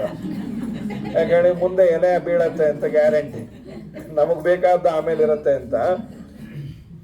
ಆದರೆ ನಿತರಾಮ್ ರಂಜಯೇತೆ ಸ್ಮಾತ್ ಪಾವಮಾನಂತು ಮಂಡಲಂ. ಪವಮಾನ ಸೂಕ್ತಗಳು ಅಂತ ಉಂಟು. ಆ ಪವಮಾನ ಸೂಕ್ತಗಳು ವಾಯುದೇವರನ್ನ ಸ್ತೋತ್ರ ಮಾಡುವ, ದೇವರನ್ನು ಸ್ತೋತ್ರ ಮಾಡುವ ಸೂಕ್ತಗಳು. ಅದನ್ನು ನಾವು ದೇವರ ಎದುರಿಗೆ ಪಾರಾಯಣ ಮಾಡಿದರೆ ಅದು ಮಂಗಲಾರತಿ ಅಂತ. ಎಲ್ಲರಿಗೂ ಪವಮಾನ ಸೂಕ್ತವನ್ನು ಹೇಳುವ ಪುರುಸತ್ತೂ ಇರಲ್ಲ, ಅಧಿಕಾರವೂ ಇರಲ್ಲ, ಏನೇನೋ ಸಮಸ್ಯೆ. ಹಾಗಾದರೆ ವಾಯುದೇವರ ಬಗ್ಗೆ ಇರುವ ಯಾವುದೇ ಮಂತ್ರ ಸ್ತೋತ್ರ ದೇವರ ಮುಂದೆ ಹೇಳಿದರೆ ತುಂಬ ಪ್ರೀತಿ ಅಂತ ದೇವರಿಗೆ. ವಾಯುದೇವನನ್ನು ಕಂಡ್ರೆ ತುಂಬ ಪ್ರೀತಿ. ಕಾರಣ ಏನಂದರೆ ಎಂದು ಅಪ್ಪನಿಗೆ ಅಪಚಾರ ಆಗದಂತೆ ನಡೆದುಕೊಳ್ಳುವ ಮಗ. ನಮ್ಮ ನಿಮ್ಮ ಮಕ್ಕಳಲ್ಲಿ ಬೇಕಾದಷ್ಟು ದೋಷ ಇದ್ರೇನೇ ಅಪ್ಪ ಅಮ್ಮನಿಗೆ ಪ್ರೀತಿ ಹಾಕಿರ್ತಾನೆ. ಪ್ರತಿಯೊಬ್ಬರು ಹೇಳೋ ಆಚಾರು ಕೇಳೋರು ಎಲ್ಲರಿಗೂ ನಮ್ಮ ಮಕ್ಕಳು ಅಂದರೆ ಏನೋ ಒಂದು ಆನಂದ. ಯಾರೋ ಬಂದು ಹೇಳ್ತಾರೆ, ನಿಮ್ಮ ಮಗನ ನೋಡಿದೆ ವಸಿಷ್ಠನ್ ನೋಡಿದಾಗ ಆಯಿತು. ಇವ್ರಿಗೆ ಆಶ್ಚರ್ಯ, ಒಳ್ಳೆ 10 ವರ್ಷ ಆಯಿತು ಸಂಧ್ಯಾವನ್ನೇ ಬಿಟ್ಟು, ಅದೇನೋ ಏನು ನಾಟಕ ಆಡ್ತಾ ಇದೆಯೋ, ಸದ್ಯ ಹೋಗ್ಲಿ ನಾಟಕ ಆಡೋದಾದರೂ ಕಲ್ತಿಯಾನಲ್ಲ ಅಂಥದ್ದು. ದೇವರ ಬಗ್ಗೆ ಯಾರೇ ತಪ್ಪಾಗಿ ಮಾತಾಡಿದರೂ ಬಿಡೋದಿಲ್ಲ ವಾಯುದೇವರು. ಎಂದೂ ಅಪ್ಪನ ಬಗ್ಗೆ ತಪ್ಪಾಗಿ ತಿಳಿಯೋದಿಲ್ಲ. ಅಪ್ಪ ಹೇಳೋದೋಗ್ಲಿ, ಹೇಳೋದನ್ನ ಅರಿತು ನಡೀತಾರೆ. ನಮ್ಮಪ್ಪನ ಅಭಿಪ್ರಾಯ ಇದು. ಏನು ಸಣ್ಣ ಪುಟ್ಟ ಸಂದರ್ಭ ಅಲ್ಲ. ದ್ರೌಪದಿಯ ವಸ್ತ್ರಾಪಹರಣದಂತಹ ಸಂದರ್ಭದಲ್ಲಿ ಭೀಮ ಕೈಕಟ್ಕೊಂಡು ಕೂತ ಅಂದರೆ ಇದಕ್ಕಿನ್ನ ಆಶ್ಚರ್ಯ ಏನು ಅಂತಾರೆ ವಾದಿರಾಜರು. ಯಾಕೆ ಅಂದರು, ಮನುಷ್ಯನ ಪೇಷನ್ಸ್ಗೆ ಒಂದು ಲಿಮಿಟ್ ಇರುತ್ತೆ. ನಿಮ್ಮ ಜೀವನದಲ್ಲಿ ಈ ಥರದ್ದೆಲ್ಲ ನಡೆಯುತ್ತೆ.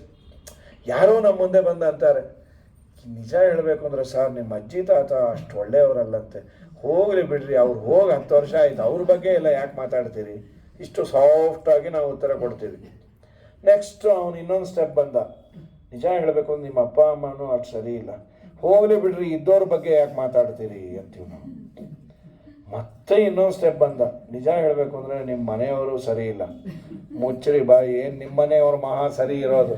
ಅಂದರೆ ಮನುಷ್ಯನ ಪೇಷನ್ಸಿನ ಕಟ್ಟೆ ಒಡೆಯೋದು ಯಾವಾಗ ಅಂದರೆ ತನ್ನ ಹೆಂಡತಿಯನ್ನ ಅಂದಾಗ ಅನ್ನೋದಲ್ಲ. ಸಾವಿರಾರು ಜನದ ಮಧ್ಯದಲ್ಲಿ ವಸ್ತ್ರಾಪಹರಣಕ್ಕೆ ಪ್ರಯತ್ನ ಮಾಡಿದಾಗೂ ಭೀಮಸೇನ ಕೈ ಕಟ್ಕೊಂಡು ಕೂತಿದ್ನಲ್ಲ.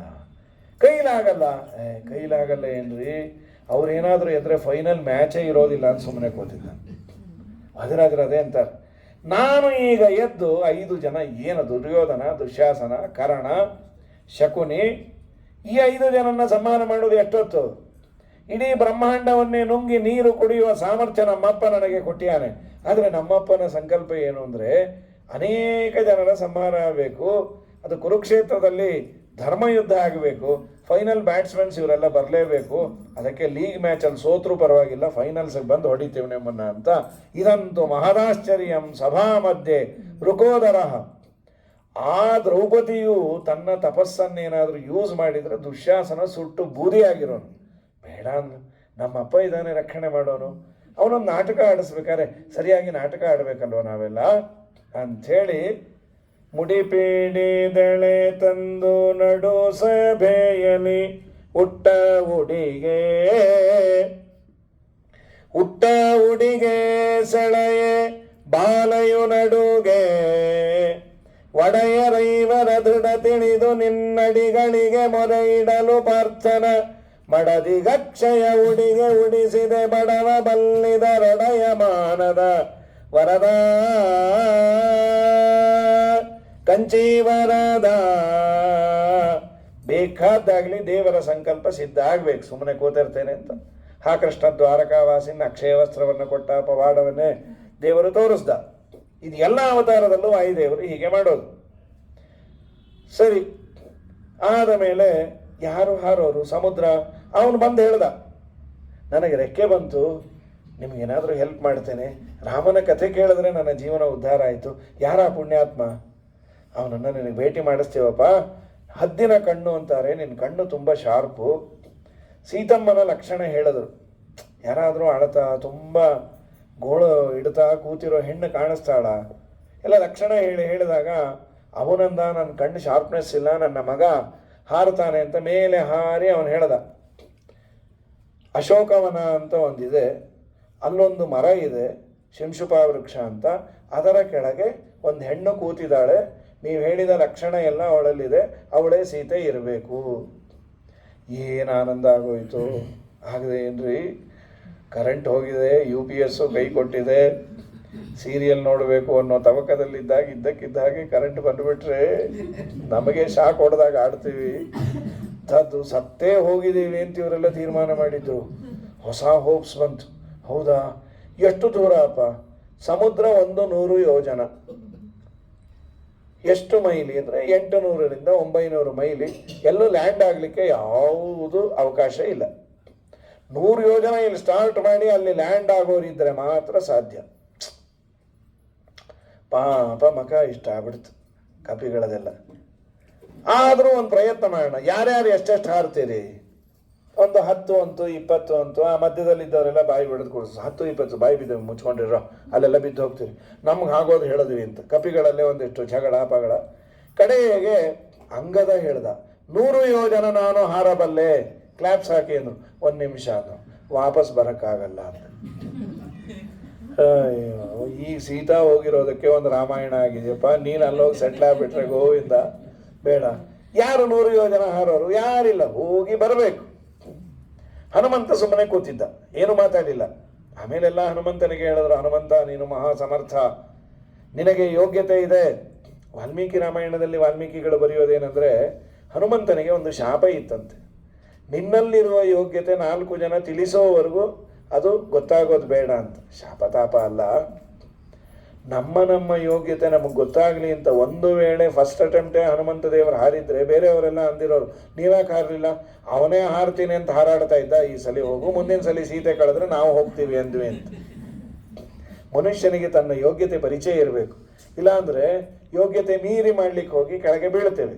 ಇದು ಎಲ್ಲದರಲ್ಲೂ ಬೌದ್ಧಿಕವಾಗಿ ತಂದೆ ತಾಯಿಗಳಿಗೆ ಪ್ರತಿಯೊಬ್ಬ ಮಕ್ಕಳು ಡಾಕ್ಟ್ರೋ, ಎಂಜಿನಿಯರ್ಸೋ, ಚಾರ್ಟರ್ಡ್ ಅಕೌಂಟೆಂಟ್ಸೋ ಆಗಲಿ ಅಂತಿರುತ್ತೆ.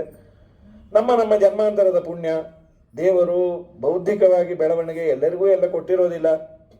ಸ್ವಲ್ಪ ಅದನ್ನು ಅಪ್ಪ ಅಮ್ಮ ಗಮನಿಸಿ ಅವನಿಗೆ ಯಾವುದು ಸಾಧ್ಯವೋ ಅದನ್ನೇ ನಾವು ಹಾಕಬೇಕು. ಇಲ್ಲ ಅವನು ಬೇಕಾದಾಗಲಿ ಡಾಕ್ಟ್ರ್ ಆಗಲೇಬೇಕು ಅಂತ ಮಹಾ ಪ್ರಯತ್ನ ಮಾಡಿ. ಯಾರೋ ಕೇಳಿದ್ರು, ನಿಮ್ಮ ಮಗು ಎಲ್ಲಿಗೆ ಬಂತು ಡಾಕ್ಟ್ರೇಟು? ಅಯ್ಯೋ, ನಾನೇ ಪೇಷಂಟ್ ಆಗ್ಬಿಟ್ಟೆ, ಅವ್ನು 10th ಡಾಕ್ಟ್ರೇಟ್ ಮಾಡ್ತಾಯಿದ್ದಾನೆ, SLC PhD ಅಂದರು. ಏನಂದರೆ ಪಾಸ್ಡ್ ವಿತ್ ಹೈ ಡಿಫಿಕಲ್ಟಿ ಅಂತ. ಹಾಗಾಗಬಾರ್ದು. ಎಲ್ಲರಿಗೂ ಅದು ಬೌದ್ಧಿಕವಾಗಿ ಬದುಕು ಮುಖ್ಯ, ತಂದೆ ತಾಯಿಗಳನ್ನು ಸಂರಕ್ಷಣೆ ಮಾಡೋದು ಮುಖ್ಯ, ಅದು ತುಂಬ ಮುಖ್ಯ.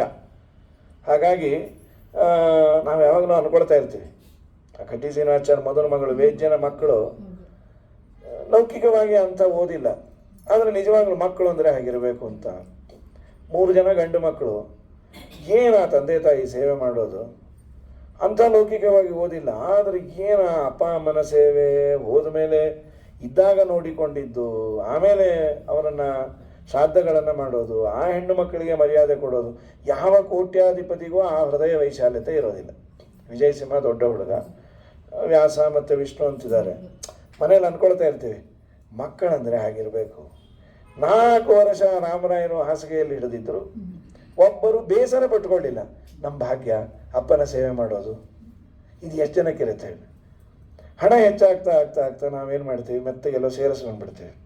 ತುಂಬ ವಂಡರ್ಫುಲ್ ಆಗಿದೆ ಅಲ್ಲಿ ಅನಾಥಾಶ್ರಮ ನೋಡಿದ್ರೆ, ಅಲ್ಲ ವೃದ್ಧಾಶ್ರಮ ನಾನು ಸೇರ್ಕೋಬೇಕು ಅನ್ನಿಸ್ತು, ಬಟ್ ನಿಮ್ಗೆ ಏಜ್ ಆಗಿಲ್ಲ ಅಂದರು ಅಂತ ನಾವು ಮೆತ್ತಗೆ ಉಲ್ಟಾ ಹೊಡಿತೀವಿ. ಇಲ್ಲಿ ಅವರವರ ಮನೆ ಸಮಸ್ಯೆ ಏನೇನಿದೆ ಬೇರೆ.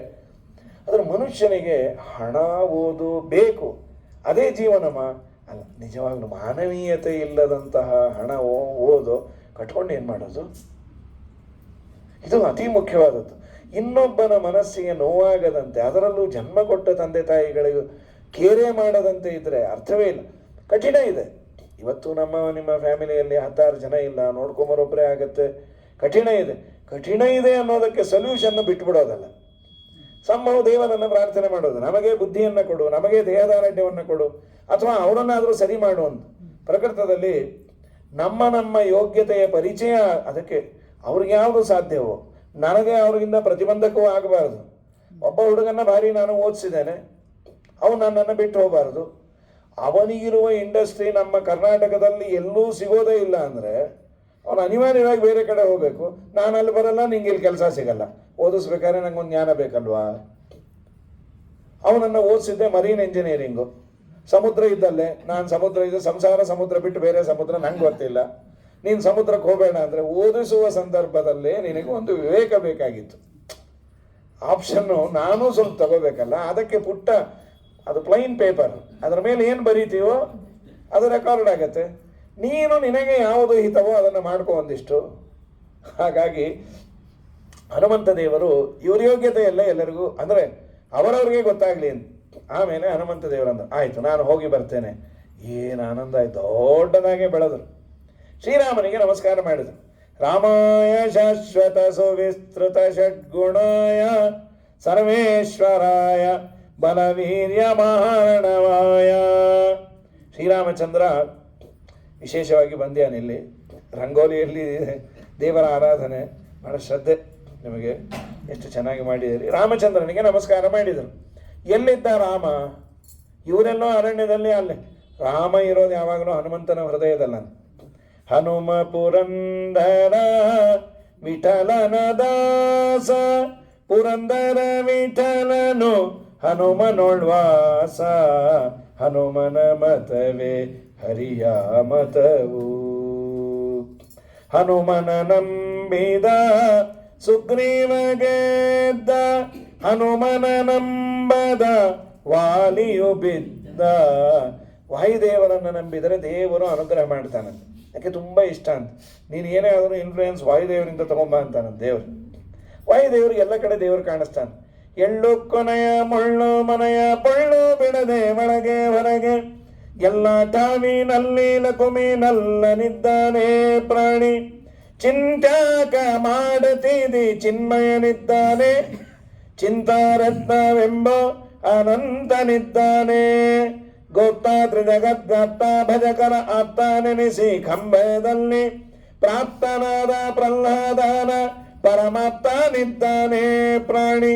ಚಿಂತ್ಯಾಕ ಮಾಡುತ್ತಿದೆ ಚಿನ್ಮಯನಿದ್ದಾನೆ. ಎಲ್ಲ ಕಡೆ ದೇವರನ್ನು ನೋಡುವ ದೊಡ್ಡ ಯೋಗ್ಯತೆ ವಾಯುದೇವರದು. ನಮಿಸಿದರು, ದೊಡ್ಡದಾಗೆ ಬೆಳೆದರು. ಹಾರಬೇಕಲ್ಲ, ಸ್ಟಾರ್ಟಿಂಗ್ ಪಾಯಿಂಟು ಮಹೇಂದ್ರ ಪರ್ವತ. ಆಯಿತು ಹೋಗಿ ಬರ್ತೇನೆ ಅಂತ ಇದೊಂದು ರಾಮನ ಪೂಜೆ ಅಂತ ಹಾರುವ ಪ್ರಯತ್ನವನ್ನು ಮಾಡಿದ್ರು. ಸರ್ವೇಶ್ವರಾಯ ಬಲವೀರ್ಯ ಮಹಾರ್ಣವಾಯ ನತ್ವ ಲಿಲಿಂಗೇಶ್ವರನವ ಮುತ್ಪಪಾತ. ಅವರು ಆ ಪರ್ವತವನ್ನು ಒತ್ತಿದಾಗ ಆ ಪ್ರೆಷರಿಂದ ಪರ್ವತದಲ್ಲಿದ್ದ ಗಾಳಿ ಪ್ರೆಷರು ಆಯಿತು. ಗಿಡ ಮರ ಎಲ್ಲ ಕಿತ್ಕೊಂಡು ಬಂದು ಹನುಮಂತನ ಜೊತೆಗೆ ಹೊರಟು ಬಿಟ್ಟುವಂಥದ್ದು. ಅದು ಹೇಗಿತ್ತು? ವಾಲ್ಮೀಕಿ ಋಷಿಗಳು ಅಂತಾರೆ, ಮಧ್ವಾಚಾರ್ಯರು ಅಂತಾರೆ, ಈ ಊರಿಗೆ ಬಿಡಬೇಕಾದ್ರೆ ಮೊದಲೆಲ್ಲ ರೈಲ್ವೆ ಸ್ಟೇಷನ್ವರೆಗೂ ಹೋಗೋರು. ಹೋಗಿ ರೈಲಲ್ಲಿ ಕೂತು ಅನೌನ್ಸ್ಮೆಂಟ್ ಬಂದ ಮೇಲೆ ಕೆಳಗಿಳಿದು ಕಿಟಕಿಯಲ್ಲಿ ತಲೆ ಹಾಕಿ ಹೋಗಿ ಬರ್ತೀಯಮ್ಮ, ನಾಳೆ ಬಂದ್ಬಿಡು ಅಂಥೇಳಿ. ಅವಳು ಹೋಗ್ತಾ ಇದ್ದು ಇಲ್ಲೇ ಪಕ್ಕದಲ್ಲೇ ರಾಮನಗರಕ್ಕೆ. ಇವರು ಮೆಜೆಸ್ಟಿಕ್ಕಿನ ಮನೆಗೆ ಬರೋದ್ರಲ್ಲಿ ನಾವು ಊರು ಸೇರಿದೆ ಅಂತ ಅವಳ ನೋಡಿ ಏನೋ ಒಂದು ಸಂತೋಷ. ಅದೊಂದು ಚೆನ್ನಾಗಿತ್ತು ರೀ. ನಾವು ತುಂಬ ಬ್ಯುಸಿಯಾಗೋ ಮುಂಚೆ ಪ್ರೀತಿ ವಿಶ್ವಾಸ ಇವೆಲ್ಲ ಇತ್ತು. ಒಂದು ಮೆಜೆಸ್ಟಿಕ್ ಹೋಗಂದ್ರೆ ಏನು ಆನಂದ ಪಡ್ತಾ ಇತ್ತು. ಈ ಏನು ಚಂದ್ರನ ಹತ್ರ ಹೋಗಂದ್ರೆ ಚಂದ್ರನೇನಾ ಅನ್ನೋ ಪರಿಸ್ಥಿತಿ. ಇನ್ನು ಎಲ್ಲೋ ಬರಬೇಕೋ ನಾವು. ಮನುಷ್ಯನಿಗೆ ಎಲ್ಲವೂ ಸುಲಭವಾಗಿ ಸಿಕ್ಕರೆ ಸಂತೋಷ ಸತ್ತೋಗುತ್ತೆ. ಹೋಗಿ ಬಂದು ಮಾಡ್ತಾ ಇದ್ವಿ. ಈಗ ಎಲ್ಲೂ ಹೋಗೋದಿಲ್ಲ. ಓಲಾ ಹಚ್ಚಿ ಅವ್ರನ್ನ ಕರೆಸಿಬಿಟ್ರೆ ಹೋದ್ರ ಸದ್ಯ ಹೋದ್ರಪ್ಪ ಅನ್ನೋ ಹಾಗಿಲ್ಲ. ಈ ಓಲಾದನ್ನು ಎಷ್ಟೊತ್ತಾಗತ್ತೋ ಅಂದ್ಕೊಂಡೆ ಸದ್ಯ ಬಂದ್ಬಿಟ್ಟ ಅಂಥೇಳಿ ಆ ಪ್ರೀತಿಯ ನೆಲೆ ಇತ್ತು. ಅಂದರೆ ಹೋಗಿ ಬಂದು ಮಾತಾಡಿ ಎಲ್ಲ ಇದು ಒಂದು ನಮಗೆ ಸೂಚನೆಯನ್ನು ಮಾಡಿದ್ರು. ನೋಡಿ, ಒಂದು ಒಳ್ಳೆ ಕೆಲಸ ಮಾಡುವವರಿಗೆ ಮಾರಲ್ ಸಪೋರ್ಟ್ ಮಾಡು. ನನಗೆ ಮಾಡ್ಲಿಕ್ಕೆ ಆಗೋದಿಲ್ಲ, ಎಷ್ಟಾಗತ್ತೋ ಅಷ್ಟು ಮಾಡು. ಒಂದು ರಥೋತ್ಸವ ಇದೆ. ರಥೋತ್ಸವ ಕೆಲವೊಮ್ಮೆ ಸ್ವಲ್ಪ ದೊಡ್ಡದು ಇಟ್ಕೊಂಡಿರ್ತಾರೆ. 1 ಕಿಲೋಮೀಟ್ರ್ ನಡೆಯೋ.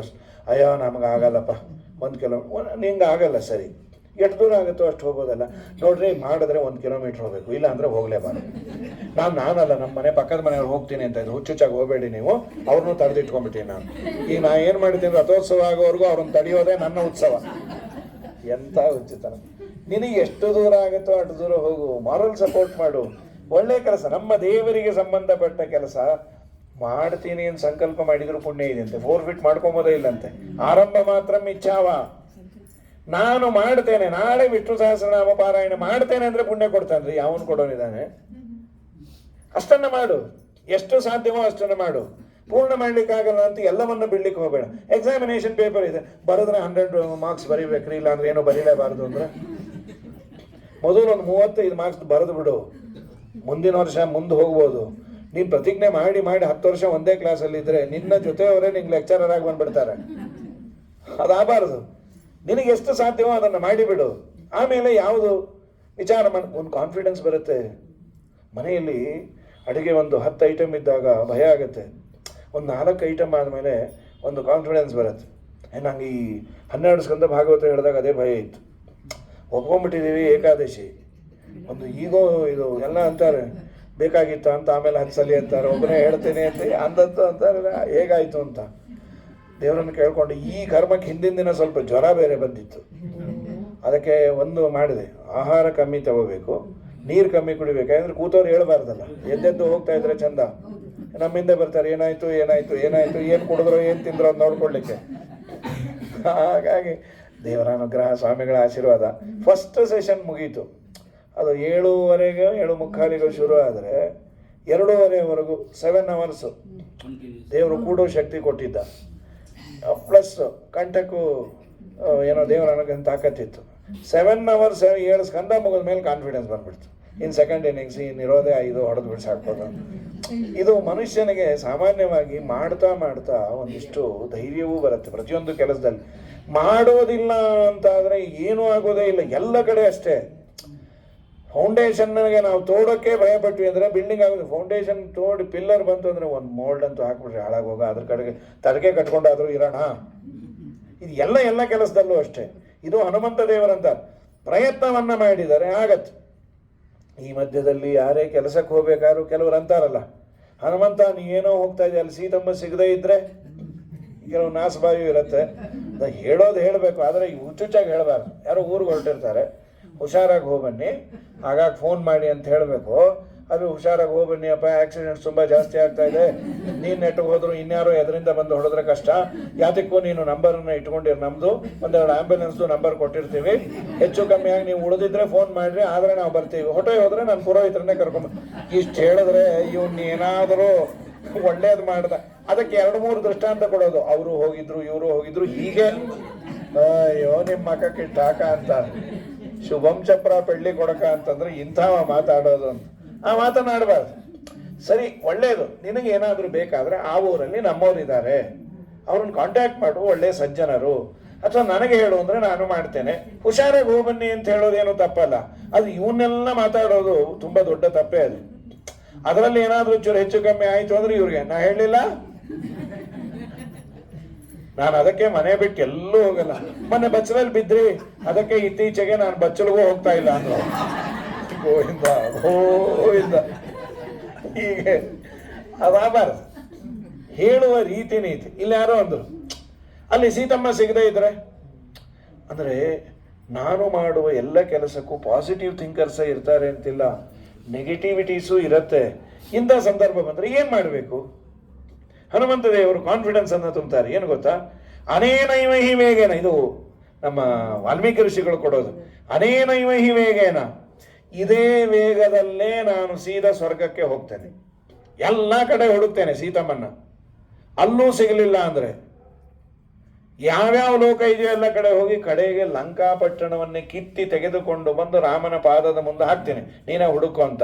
ಹೋದ ಮೇಲೆ ಕೆಲಸ ಇಲ್ಲದೆ ವಾಪಸ್ ಬರಲ್ಲ. ಅವರವರ ಕೆಲಸದಲ್ಲಿ ಅವರಿಗೆ ಓವರ್ ಕಾನ್ಫಿಡೆನ್ಸ್ ಅಲ್ಲ, ಮಿನಿಮಮ್ ಕಾನ್ಫಿಡೆನ್ಸ್ ಬೇಕೇ ಬೇಕು. ಡ್ರೈವಿಂಗು ಪ್ರೊಫೆಷನ್ನು, ಒಳ್ಳೆ ಡ್ರೈವರು. ಜನರಲ್ ಆಗಿ ರಾತ್ರಿ ಜರ್ನಿ ಮಾಡೋರು ಒಂದು ಮಾತು ಕೇಳ್ತೀವಲ್ಲ, ಏನಪ್ಪ ನಿದ್ದೆಗಿದ್ದೆ ಎಲ್ಲ ಚೆನ್ನಾಗಾಗಿದೆ ತಾನೆ, 6-7 ತಾಸು ಓಡಿಸ್ಬೇಕು, ನಿಂಗೆ ನಿದ್ದೆ ಏನು ಬರಲ್ಲ ತಾನೆ? ಅವನು ಹೇಳಬೇಕು, ಏನಿಲ್ಲ ಸ್ವಾಮಿ ನಮಗೆ ನೈಟ್ ನಿದ್ದೆನೇ ಬರೋದಿಲ್ಲ ಅಂತ ಹೇಳೋದು ಬಿಟ್ಬಿಟ್ಟು, ಸ್ವಾಮಿ ನಿದ್ದೆ ಅದು ನಮ್ಮ ಕೈಯಲ್ಲಿ ಎಲ್ಲಿದೆ ಸ್ವಾಮಿ, ಅದು ಅವನು ಕೊಡೋನು. ಯಾವಾಗ ಬೇಕಾದ್ರೆ ಬರ್ಬೋದು, ಯಾವಾಗ ಬೇಕಾದ್ರೆ ಹೋಗ್ಬೋದು. ಅಲ್ಲೋ ಒಂದು ವೇಳೆ ನಿದ್ದೆ ಬಂದ್ಬಿಟ್ರೆ ಇಬ್ಬರು ಹೊರಟೋಗ್ತೀವಿ, ಬರದೇ ಇದ್ರೆ ಊರು ಸೇರ್ತೀವಿ. ಈ ಮಾತಾಡಿದ್ರೆ ಓನರ್ ಹೀಗೆ ನೋಡ್ತಾ ಕೂತಿದ್ದ ಅವನ್ನ, ಏನಪ್ಪ ಎದ್ದಿದ್ಯಾ ಎದ್ದಿದ್ಯಾ ಎದ್ದಿದ್ಯಾ. ನಮ್ಮ ಕೆಲಸದಲ್ಲಿ ಮಿನಿಮಮ್ ಕಾನ್ಫಿಡೆನ್ಸ್ ಬೇಕು, ಓವರ್ ಕಾನ್ಫಿಡೆನ್ಸ್ ಬೇಡ.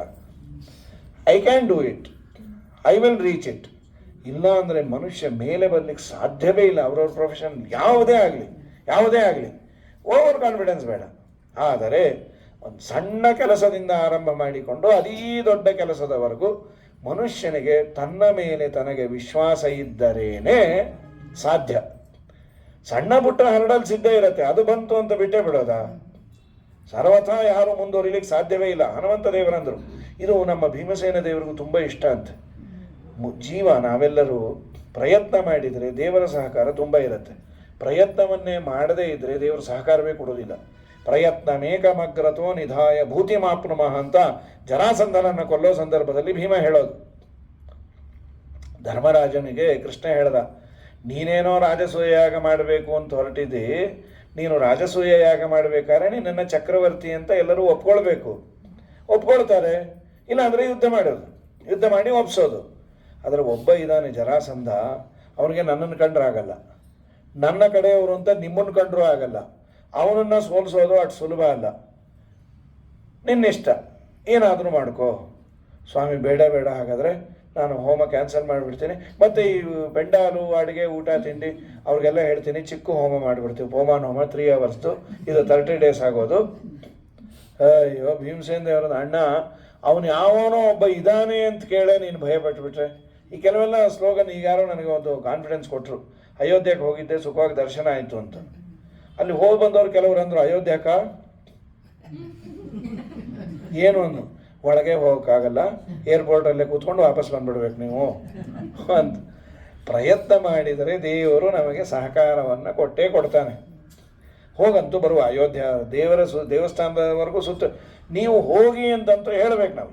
ಇದು ಅಂತಲ್ಲ, ಯಾವುದೇ ಒಂದು ಕೆಲಸ ಮಾಡಬೇಕಾದ್ರೆ ಅವರಂದರು, ಅಣ್ಣ ನೀನು ಇಷ್ಟು ಭಯ ಪಡೋದು ಬೇಡ, ನನ್ನ ತೋಳಲ್ಲಿ ಬಲ ಇದೆ, ದೇವರ ಅನುಗ್ರಹ ಇದೆ, ಅವನನ್ನು ಕೊಂದೇ ಕೊಲ್ತೀವಿ. ದೇವರಂದ, ನಡಿ, ಅವನು ಹೇಗೆ ಹೊಡಿತಾನೆ ನಾನು ನೋಡ್ತೀನಿ.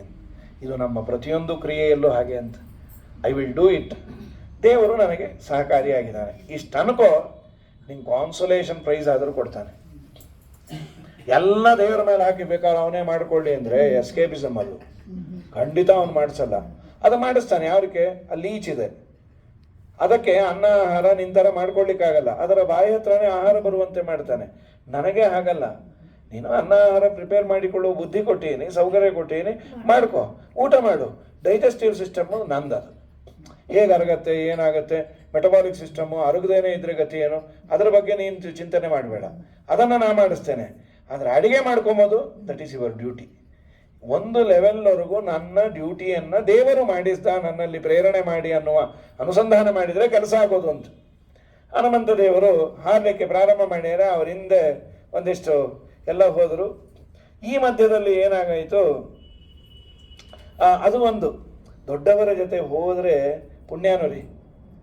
ಹನುಮಂತ ದೇವರ ಜೊತೆ ರಾಮನ ಕೆಲಸಕ್ಕಾಗಿ ಹೊರಟಿದ್ದಾರೆ. ಪಾತ್ರರ ಸಂಗಡ ಯಾತ್ರಯ ಜನಿಸಿ ವಿಧಾತ್ರ ಪಿತನ ಗುಣ ಸ್ತೋತ್ರಗಳ ಶ್ರೋತ್ರದಿ ಸವಿದು ವಿಚಿತ್ರಾನಂದದಿ ಗಾತ್ರವ ಮರೆದು ಪರತ್ರವ ಪಡುವುದೇ ಫಲವಿದು ಬಾರದುದಕ್ಕೆ ಸಿರಿ ನಿಲಯನ ಗುಣಗಳ ತಿಳಿದು ಭಜಿಸುವುದೇ ಫಲವಿದು ಬಾರದುದಕ್ಕೆ. ಹಾರಲಿಕ್ಕೆ ಪ್ರಾರಂಭ ಮಾಡಿದಾನೆ. ಮಧ್ಯದಲ್ಲಿ ಮೈನಾಕ ಅಂತ ಒಂದು ಪರ್ವತ. ಅವನು ಯಾರು ಅಂದರೆ ರುದ್ರದೇವರ ಹೆಂಡತಿ ತಮ್ಮ ಮಾವಯ್ಯನ. ಸಾಗರ ಸಮುದ್ರದ ಮಧ್ಯದಲ್ಲಿ ಇತ್ತು. ಅವನಿಗೆ ಹೇಳಿದ್ರು, ಹಲೋ ಹನುಮಂತ ಹಾರ್ತಿಯಾನೆ, ಮೇಲೆ ಬಾ, ಒಂದು 10 ನಿಮಿಷ ರೆಸ್ಟ್ ಆಗುತ್ತೆ, ಪಾನಕ ಕೋಸಂಬರಿ ಕುಡ್ಕೊಂಡು ಹೋಗ್ಲಿ. ಮೇಲೆ ಬಂದ. ಮೈನಾಕ ಪರ್ವತ ಬಂಗಾರದ್ದದು. ಹನುಮಂತ ಒಂದು 10 ನಿಮಿಷ ರೆಸ್ಟ್ ತಗೋಬೋದಲ್ಲ. ಹನುಮಂತ ಅಂದ, ಇದು ರಾಮನ ಪೂಜೆ, ರೆಸ್ಟುಗಿಷ್ಟು ತಗೊಳ್ಳೋದಿಲ್ಲ, ಮತ್ತೆ ನನಗೆ ರೆಸ್ಟ್ ತಗೊಳ್ಳಿಕ್ಕೆ ಆಯಾಸವೇ ಆಗಿಲ್ಲ. ನಿಸ್ಸೀಮ ಪೌರುಷ ಬಲಸ್ಯ ಕುತಶ್ರಮೋಸ್ಯ. ನೋಡಿ, ಎಲ್ಲ ಇಂದ್ರಿಯಗಳಿಗೆ ರೆಸ್ಟ್ ಬೇಕೇ ಬೇಕು. ನೀವು ಎಷ್ಟೇ ಒಳ್ಳೆ ಪ್ರೋಗ್ರಾಮನ್ನು ನೋಡ್ತಾ ಇದ್ರು ನಿದ್ದೆ ಬೇಕೇ ಆಗತ್ತೆ.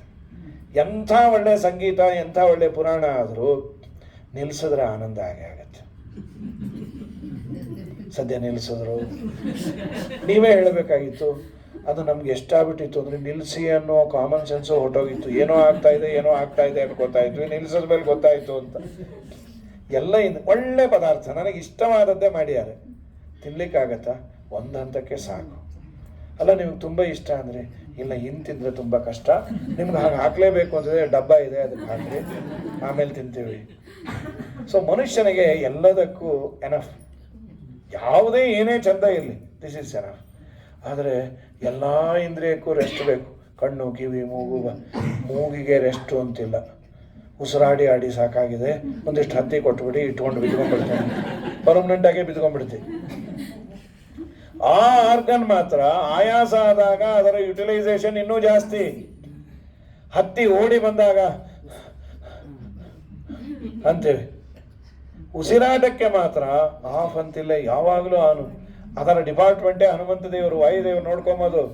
ಪರಿಸರ ನೀನಿರೆ ಹರಿತ ನಿಪ್ಪನು ಇರದಿರೆ ತಾನಿರನು ಕರಣ ನಿಯಾಮಕ ಸುರರ ಗುರುವೆನಿ ಕರುಣಿಸುವ ಮುಖ್ಯ ಪ್ರಾಣ ದೇವ ನೀನಲ್ಲದೆ ಕಾಯುವರ ಕಣೆನ ಜಗದೊಳಗೆ ಆವವನು ನೆಲೆಸೆ ಹರಿತಾ ನೆಲೆಸುವನು ಆವವನು ತೊಲಗೆ ಹರಿತಾ ತೊಲಗುವನು ಆವಾಯು ನಮ್ಮ ಕುಲಗುರುರಾಯನು ಕರಣಾಭಿಮಾನಿ ಸುರರು ದೇಹವ ಬಿಡಲು ಕಣ್ಣು ಕಿವಿ ಮೂಗು ಅದೆಲ್ಲ ಅಲ್ಲೊಬ್ಬ ಅಭಿಮಾನಿ ದೇವತೆ ಅವನಲ್ಲಿಂದ ಹೋದ ಅಂದ್ರೆ ಅದು ಕೆಲಸ ಮಾಡೋದಿಲ್ಲ.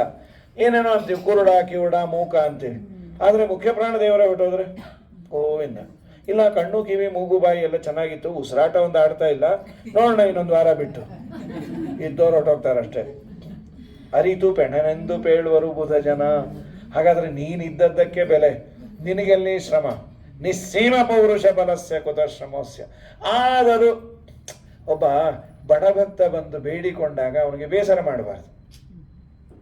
ಸ್ವಾಮಿ ನನಗೇನಾದರೂ ಅನುಗ್ರಹ ಮಾಡು ಅಂದಾಗ ಛೇ ಅಂದರೆ ಅವನು ನಿಜವಾಗಲೂ ರಾಮದೇವರ ಕೆಲಸಕ್ಕೆ ಹನುಮಂತ ದೇವರು ಹೊರಟಿರೋದು ಅನ್ನೋದಕ್ಕಿಂತ ನಾವು ಬಡವ ಅಲ್ವಾ, ನಮ್ಮನ್ನು ನೋಡಲಿಲ್ಲ ಅನ್ನೋದೇ ತಲೆಯಲ್ಲಿ ಉಳಿಯುತ್ತೆ. ಅದಕ್ಕೆ ಹನುಮಂತ ದೇವರು ಆಲಿಂಗನ ಮಾಡಿಕೊಂಡಂತೆ. ಇದು ನಮಗೆ ಕೊಟ್ಟಂಥ ಒಂದು ಪಾಠವೂ ಹೌದು.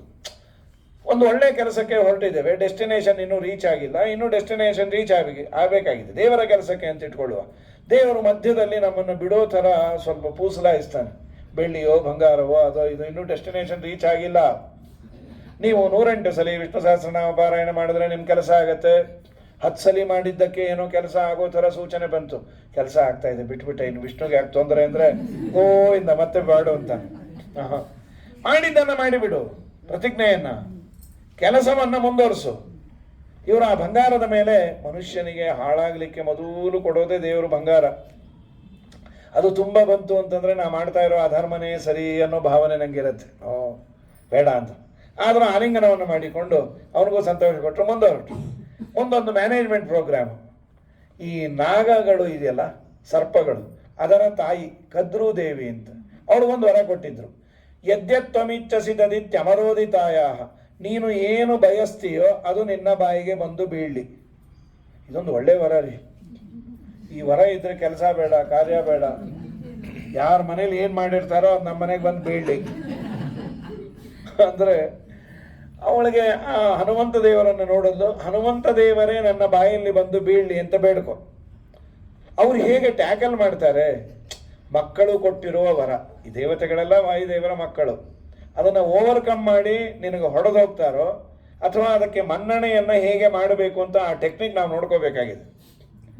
ಬೀಳಲಿ ಅಂತಂದು ಮೇಲೆ ಹಾರ್ತಾ ಇದ್ದ ಹನುಮಂತ ದೇವರು ರ್ಯಾಡಾರ್ ಇದ್ದ ಹಾಗೆ ಸೆಳೆತಕ್ಕೆ ಒಳಗಾದರು, ಕೆಳಗೆ ಬಂದರು. ಅವ್ರು ಏನು ಮಾಡಿದರು, ಬಾಯಿ ಆಬ್ಜೆಕ್ಟ್ಗಿನ್ನ ದೊಡ್ಡದಾಗೇ ಇರಬೇಕಲ್ಲ, ಇಟ್ಟು ದಪ್ಪ ಉಂಡೆ ತಿನ್ಲಿಕ್ಕಾಗಲ್ಲ, ಪುಟ್ಟು ತಿನ್ನಬಹುದು, ಇಲ್ಲ ಅದನ್ನು ಕಚ್ಚುತ್ತಾ ಒಂದು ತಿಂಗಳು ಕೂತಿರ್ಬೇಕು. ಹನುಮಂತ ದೇವರು ಏನು ಮಾಡಿದ್ರು, ತಮ್ಮ ಸೈಜ್ ತುಂಬ ದೊಡ್ಡದು ಮಾಡಿದ್ರು. ಅವಳು ಬಾಯಿ 10 ಯೋಜನ ಬೆಳೀತು. ಇವರು 20 ಆದರು, ಅವಳು 30, ಇವರು 40. ಈ ಬಿಡ್ಡಿಂಗ್ ಇದ್ದ ಹಾಗೆ ಚೀಟಿ ಗೀಟಿ ಬಿಡ್, ಇವರು 40, 50, ಕಡೆಗೆ 100 ಯೋಜನ. ಹನುಮಂತ ದೇವರು ಹಾಗೆ ಬೆಳೆದಿದ್ರೆ ಅಲ್ಲಿಂದ ಸೀತೆಯನ್ನು ತೆಗೆದು ಈ ಕಡೆ JCB ಇಟ್ಟಾಗಿ ಇಟ್ಬಿಡ್ಬೋದಾಗಿತ್ತು. 100 ಯೋಜನ ಬಾಯಿ ತೆಗೆದ್ಲು. ತೆಗೆದ ಕೂಡಲೇ ಹನುಮಂತ ದೇವರು ಇಮಿಡಿಯೇಟ್ ಆಗಿ ಇಷ್ಟೇ ಆಗ್ಬಿಟ್ರು, ಒಳಗೆ ಹೋಗಿ ಆಚೆ ಬಂದ್ಬಿಟ್ರು. ಬಾಯಿ ಒಳಗೂ ಹೋದಾಗಾಯ್ತು. ಅವ್ರು ಬಾಯಿ ಮುಚ್ಚೋದು ಅಷ್ಟು ಸುಲಭ ಅಲ್ಲ. ಆಕಳಕ್ಕೆ ಬಂದಾಗ ಬಾಯಿ ಮುಚ್ಚ್ರಿ ಅಂತ ಯಾರನ್ನ ಈ ಬಂದಾಗ ಬಾಗಿಲು ತೆಗೆದಾಗ ಆಕಳಕ್ಕೆ ಬಂದ್ಬಿಟ್ರೆ ಮಹಾ ನ್ಯೂಸೆನ್ಸ್. ಬಂದ್ರ ಅಂದ್ರೆ ಅವರು ಅದು ಬಾಯಿ ತೆಗೆದೇ ಹಳೆ. ಮತ್ತೆ ಅವಳು ಮುಚ್ಚಿದ್ದೆ ಯಾವಾಗ, ಅಯ್ಯೋ ರಾಮನ ಪಟ್ಟಾಭಿಷೇಕ ಮುಚ್ಚೋದು. ಒಂದು ಅವಳಕ್ಕೆ ಒಂದು ಕನ್ಯಾಕುಮಾರಿ, ಇನ್ನೊಂದು ಕಾಶ್ಮೀರದಲ್ಲಿತ್ತು. ಅಷ್ಟು ಒಂದು ಹೇಳ್ತಾರೆ, ಪ್ರಾಣದೇವರು ದೇವರು ನಿಮಗೆ ಬರಬೇಕಾದರೆ ನಿಮ್ಮ ಹತ್ತಿರ ತುಂಬ ಬಾಯಿಗೆ ಕೆಲಸ ಕೊಡಬೇಡಿ. ಬಾಯಿಗೆ 2 ಕೆಲಸ ಇದೆ, ಒಂದು ಅನ್ನೋದು, ಇನ್ನೊಂದು ತಿನ್ನೋದು.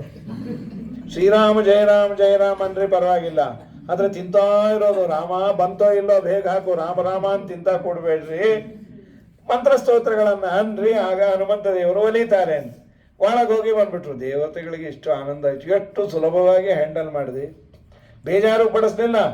ನಮ್ಮ ಟೆಕ್ನಿಕ್ ಹೇಗೆ ಅನ್ನೋದನ್ನು ನಮಗೆ ತಿಳಿಸಿಕೊಟ್ಟು. ಇದಾದ ಮೇಲೆ ಮುಂದೊಬ್ಬಳು ರಾಕ್ಷಸಿ, ಅವಳಿಗೇನು ಛಾಯಾಗ್ರಹಿ ಅಂತ, ಸಿಂಹಿಕಾ ಅಂತ, ನೆರಳನ್ನು ಹಿಡಿದು ಆಬ್ಜೆಕ್ಟನ್ನು ಎಳೆಯೋಳು. ಹನುಮಂತ ದೇವರ ನೆರಳು, ಅದನ್ನು ಹಿಡಿದು ಹನುಮಂತ ದೇವರು ಬಂದರು. ಇಲ್ಲಿ ಯಾವ ಮ್ಯಾನೇಜ್ಮೆಂಟ್ ಪ್ರೋಗ್ರಾಮ್ ಅಲ್ಲ. ಹನುಮಂತ ದೇವ್ರನ್ನ ತಿನ್ನೋದೇ ಉದ್ದೇಶ. ಹನುಮಂತ ಏನು ಮಾಡ್ದ, ಪುಟ್ಟು ರೂಪ ತಗೊಂಡು ಅವಳು ಬಾಯೆರಡು ಹೋಗಿ ಹೊಟ್ಟೆ ಹೊಡ್ಕೊಂಡು ಆಚೆ ಬಂದ, ಅವಳು ಕೃಷ್ಣಾರ್ಪಣವ ಅಂತ. ಹನುಮಂತ ದೇವರಂದ್ರು ನಮ್ಗೆ ಎರಡೂ ಗೊತ್ತು. ಭಕ್ತಿಯಿಂದ ಬಂದರೆ ಅನುಗ್ರಹ ಮಾಡ್ತೀವಿ, ತಲೆ ಹರಟೆ ಮಾಡಿದ್ರೆ ಕೃಷ್ಣಾರ್ಪಣವೂ ಮಾಡ್ತೀವಿ. ನರಸಿಂಹದೇವರಂತೆ ಅವಳ ಹೊಟ್ಟೆ ಸೀಳಿಕೊಂಡು ಬಂದರು. ಮತ್ತೆ ಕಂಟಿನ್ಯೂ ಆಯ್ತು, ಲ್ಯಾಂಡ್ ಆದರು. ಅಲ್ಲಿ ಒಳಗೆ ಹೋಗಬೇಕಾದ್ರೆ ಲಂಕಾ ಕಾಯೋ ಒಬ್ಬ ದೇವತೆ, ಆ ದೇವತೆಯನ್ನ ಇದು ಒಂದು ಹನುಮಂತ ದೇವರು ಭಕ್ತಿಯಿಂದ ಪ್ರಾರ್ಥನೆ ಮಾಡಿದ್ದಾರೆ ಅನ್ನೋದಕ್ಕೆ ಕೆಲವನ್ನ ಮಾಡ್ತಾರೆ. ನಮ್ಮ ಹಂಪೆಯಲ್ಲಿ ವ್ಯಾಸರಾಜ ಪ್ರತಿಷ್ಠಿತ ಯಂತ್ರೋದ್ಧಾರಕ ಪ್ರಾಣದೇವರು, ತುಂಬ ಪವರ್ ಅದು. ವ್ಯಾಸರಾಜರು ಕೋಟಿ ಮಂತ್ರವನ್ನು ಜಪ ಮಾಡಿ ಪ್ರತಿಷ್ಠಾಪನೆ ಮಾಡಿರೋದು. ತುಂಬ ತುಂಬ ಪವರ್. ಅದು ಅವರು ಧ್ಯಾನ ಮಾಡಬೇಕಾದ್ರೆ, ದೇವರ ಧ್ಯಾನ ಮಾಡಬೇಕಾದ್ರೆ ಕೋತಿ ಬರೋದಂತೆ ತಲೆಯಲ್ಲಿ. ಇದ್ಯಾಕೆ ಬರ್ತಾ ಇದೆ ಅಂದರೆ ನನ್ನ ಜಪ ಮಾಡು. ಆಮೇಲೆ ಮಾಡಿ ಪ್ರತಿಷ್ಠಾಪನೆ ಮಾಡಿದ್ರೆ ಹಾರಾರಿ ಹೊಟ್ಟೋಗೋದು ಪ್ರತಿಮೆ.